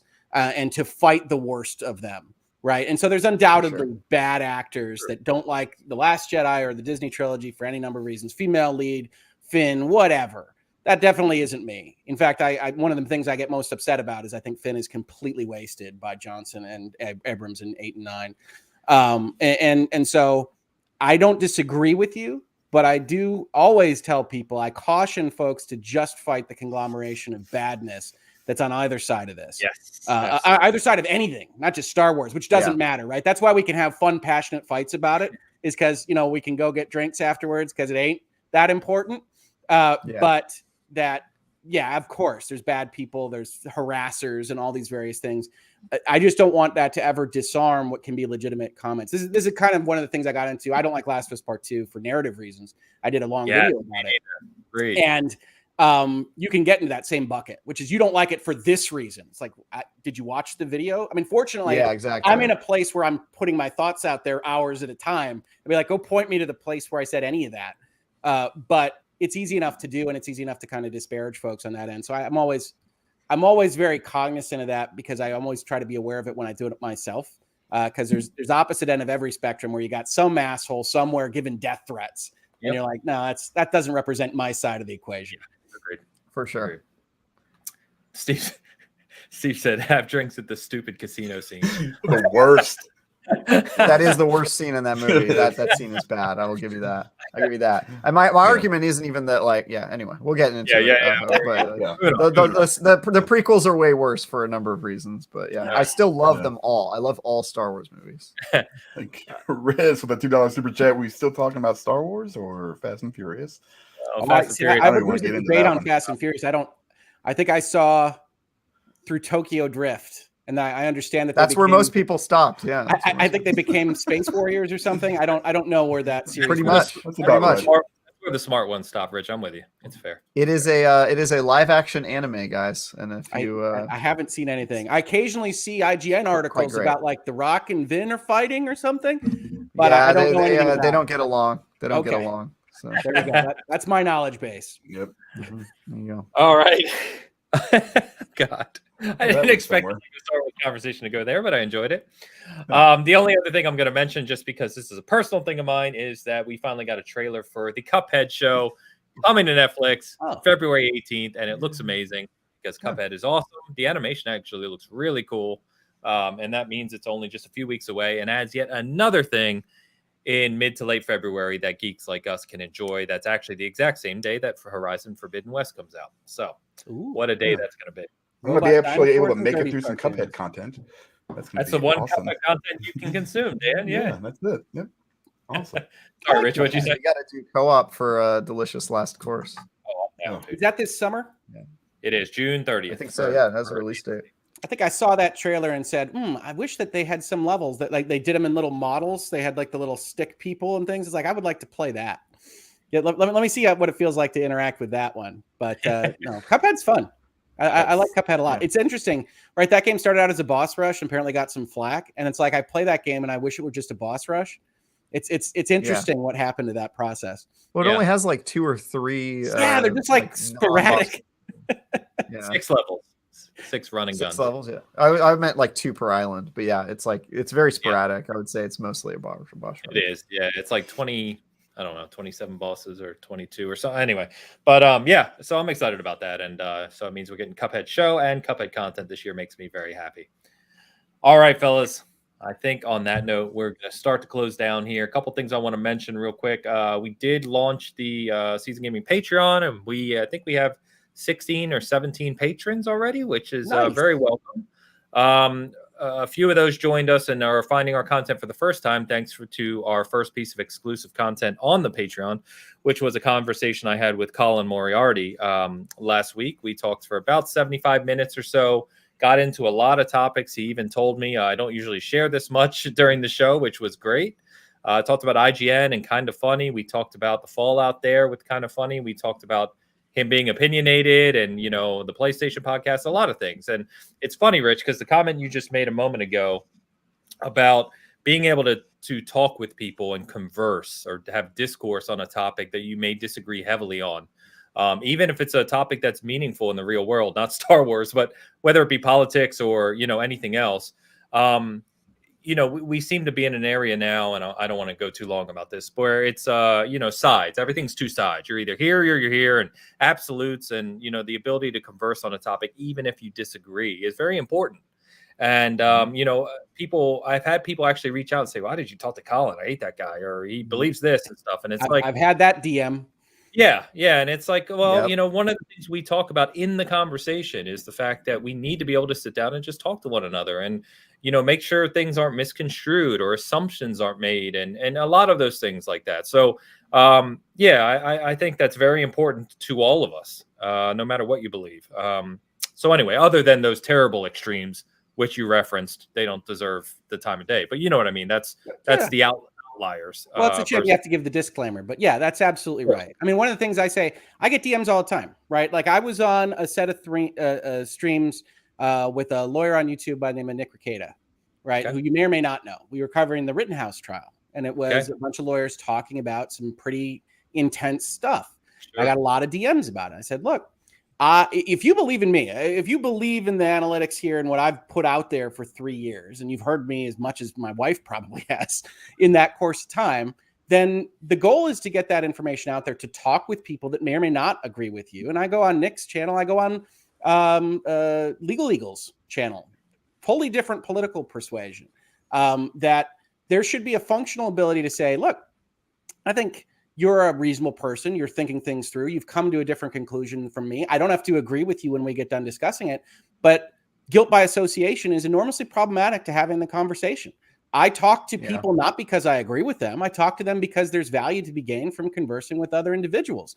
And as we just found out, I love Travis to death. We have great interactions on every podcast I've ever been on with him. On Twitter, we obviously disagree very strongly on something that thankfully is unimportant, but we disagree very strongly on it. And that doesn't change my opinion of him. That says I actually get curious. I think you're a smart guy. How did you arrive at these specific conclusions? How did you become so wrong? But seriously, like what is it about this that works for you? Because ideally, perfect world for something stupid like Star Wars, he can convince me to love it, right? I want to love things, damn it. I don't sit here saying I want to dislike something. Sure. It's like, Travis, weave your magic spell, man. Change my world. And that would be fine. I'm quite good at making people at least appreciate things. You know? I'd be freaking amazed. I always try to That's find what at I'm least looking one forward thing to. I love about every game I review or what have you. So. No, it's incredibly valid. But that is important. And unfortunately, like you just said, I get inundated with DMs. I don't think any of you have a political persuasion of specific kinds online. But if you did, you could be guaranteeing that I would get that message and say, "Why'd you talk to this guy?" Yeah. And it's like, Yeah. because Yep. talking is how we grow. Talking is how we learn. And that's an important part of the process. And unfortunately, that just becomes so hardened on the internet. And one of kind of it's not surreptitious or anything, but one of the reasons virtual legality is built the way it is because we can talk about some pretty important stuff, how to read statutes, exactly what constitutional analysis looks like, hopefully in mostly contexts that are about pop culture, contexts that don't have this huge weight on top of them, so that you can hopefully build your own toolbox of critical analysis, however, and you can disagree with me till the cows come home after you're done figuring out how you want to analyze things, but that everybody is better able to do that after you go through that process. That ideally, when I'm feeling really, this is a good thing I'm adding to the world, that's part of that story, is that hopefully more critical analysis, more thinking through issues, understanding structures and contracts in business and law, so that, you can use it for more important stuff than whether Spider-Man appears in the MCU. But hopefully that's the process. Yeah. And I would say even the most extreme views that you see, Ains, the fanboys, the people who maybe don't like Star Wars because of reasons that have nothing to do with the story and more to do with diversity and stuff, even those people aren't unsavable. I don't like it when people are like, hey, don't even talk to those people, they're not worth your time. It's like, hey, they're humans, and have some empathy. If you were grown up where they are and had their history, would you feel the same way? And try to figure out how they feel that way and talk to them. Like, I talk to anti-Semites sometimes in real life or on the internet, and it's just like, yo, like what got you there? Like, let's talk about it, because you can at least move the needle a little bit just by having a conversation and showing that you're a person to somebody else. You know what I mean? So I don't know.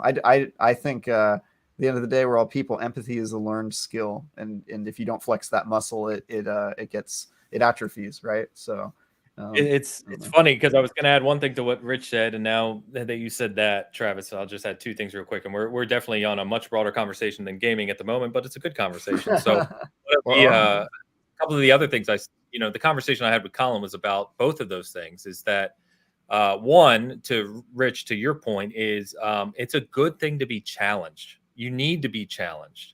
You should be challenged. You should enjoy being challenged when you associate. And we see this a lot in the gaming space, which I think, we've talked enough of here that frustrates me, and I know many others. People just tend to associate in these groups that only completely agree with their whatever they believe or whatever they like or what have you. And that doesn't do anything for you as a person. It doesn't help you grow. It doesn't make you think outside the box or form new opinions or learn or any of these things. And that's not a good thing. And I think, people in general need to do that more. And the other thing, to your point, Travis, that we talked about was about the fact that as human beings, we all share a lot more in common than we don't, right? We all need basic things in life. We all want basic things in life. There's things that we need that we feel, and we're getting really existential now, but you know what I mean? There's a lot more to just being human than all of these kind of things, nitpicky labels that we like to debate about or argue about. And I wish people would spend more time thinking about that too. But now that we're way off topic here, anyway, to our new patrons, thank you. If you want to check out that conversation, you can through Patreon. The links you can find on Season Gaming and the Patreon itself. So thank you so much to all those who reached out, checked it out, and have signed up. Our Extraction review, Rainbow Six Extraction. Rich mentioned it at the beginning of the show. Our review's up on that. First review from Eric, Mr. Game Positive, who super chatted earlier in the show. We joked with him that we have to work with him a bit because it's far too long of a review. He gets very wordy in it.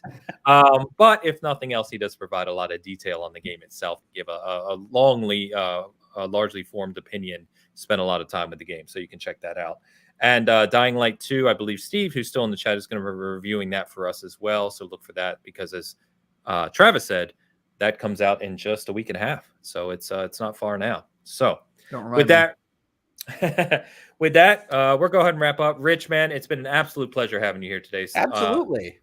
Great conversation. I honestly, I'll say right now, I think this is one of the favorite shows I've had, or we've had, excuse me, in some time. This was a fantastic show. I feel that we brought something to the conversation you're probably not going to get out of a lot of other shows on this topic. So that always makes me happy. So thank you for bringing that. Thank you for everything. And why don't you tell people where they can find you? Absolutely. Well, you already know you can hear my either wrong-headed or right-headed Star Wars takes, wherever direction you come from there, on Twitter at Hoeg Law, HOEGLAW. But folks more prominently know me, I think, for Virtual Legality, our YouTube channel and series at youtube.com/Hoeg Law, where we do talk about the business and law of video games, pop culture, and more seemingly every day at this point in time. I think the last 7 videos are Activision Blizzard's acquisition. But we talk about a lot of different angles on a lot of different things, and hopefully you'll enjoy it. Please do check it out. Thank you, sir. And let me shout out chat real quick, too. Chat, you guys have been fantastic today. A lot of good conversation in the chat. Appreciate the super chats, of course, and just everyone being engaged. So thank you so much. If you're listening to this later on our audio services, please know that Apple and Spotify now has a review system. If you like what you're hearing on Bitcast, you like how we're evolving the show, please rate us, give us a review, give us feedback. We greatly appreciate it. It does help, just like it does on YouTube, giving us the like and sub. So all of that, very appreciative of. So thank you, Travis. Yeah, well, first, again, thanks, Hoeg, for coming out. Your expertise is always awesome. Also, the bromance is very much mutual. When we first got on that cast with Mass Effect, I think was the first time we met. I was like, this is my dude. It was great. Yeah, I was like, this is my dude. Like, he, even though we have different opinions, like the way he argues, it's very like I think maybe I get along with lawyers because they have a very logical way of thinking. So. Yeah, always respect you and appreciate you coming around. Also, the Mass Effect debate, like 2 and 1. I mean, they're both good. They're both great games. Like I felt weird in that debate because I was like, I prefer 2. I was like, I prefer 2, but like barely. Like it's weird that I'm fighting so hard for this side. Like, you know what I mean? Like it's close. You know what I mean? Sure. Anyway. Yeah, you can follow me on Twitter if you hate yourself. My tag is at TieGuyTravis. You can also read my articles, previews, and reviews on IGN.com. This week, my review of Windjammers 2 went live, which is a sequel to an old Neo Geo game. I really liked it. Spoiler, I gave it an 8 out of 10. You should play that game. It's on Game Pass. This next week, I'll be working on Dying Light 2. That review will be live early February. I think February 2nd is when the embargo lifts, and I'll be able to talk about fully everything and assign a review score. So I'll probably be meeting embargo on that. And then later in the month, I'm reviewing Crossfire X and Destiny the Witch Queen. So I've got a lot of stuff on my plate, but that's me.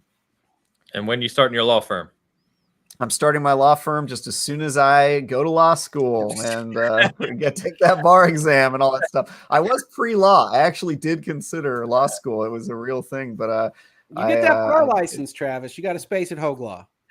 Nice. I'd love it, man. I love it. As long as I get to help with the YouTube videos, you know. Absolutely. And I wish you best of luck on your new journey with Xbox and the acquisition. Yes. I hope you enjoy your career path. I think it's going to go well. You know, I mean, I like the outlook. You know, Hoeg has kind of settled a lot of my fears. You know, going into this acquisition of Dan. So I think I'm going to be good. Short of that, thanks for coming on, man. I really appreciate it. Great insight as always. I kind of echo what Ain said. You know, it's been one of my favorite shows. You know, for sure in the last 6 months. You know, no offense to our past guests, but this has been very insightful and stuff. You know, it went to a topic that I'm very interested in, but I know little about. So it was actually really cool, man. So appreciate you. Nice. Fantastic. Guys, again, thank you everyone for tuning in. Hope you've been enjoying Bitcast so far this year. We're going to keep bringing these shows to you because I think we're having a blast and we're doing something a little different, which is what we intended to do all along. So thank you for all your support. Thank you for tuning in. That was Bitcast 187, and we will see you next Sunday. Peace.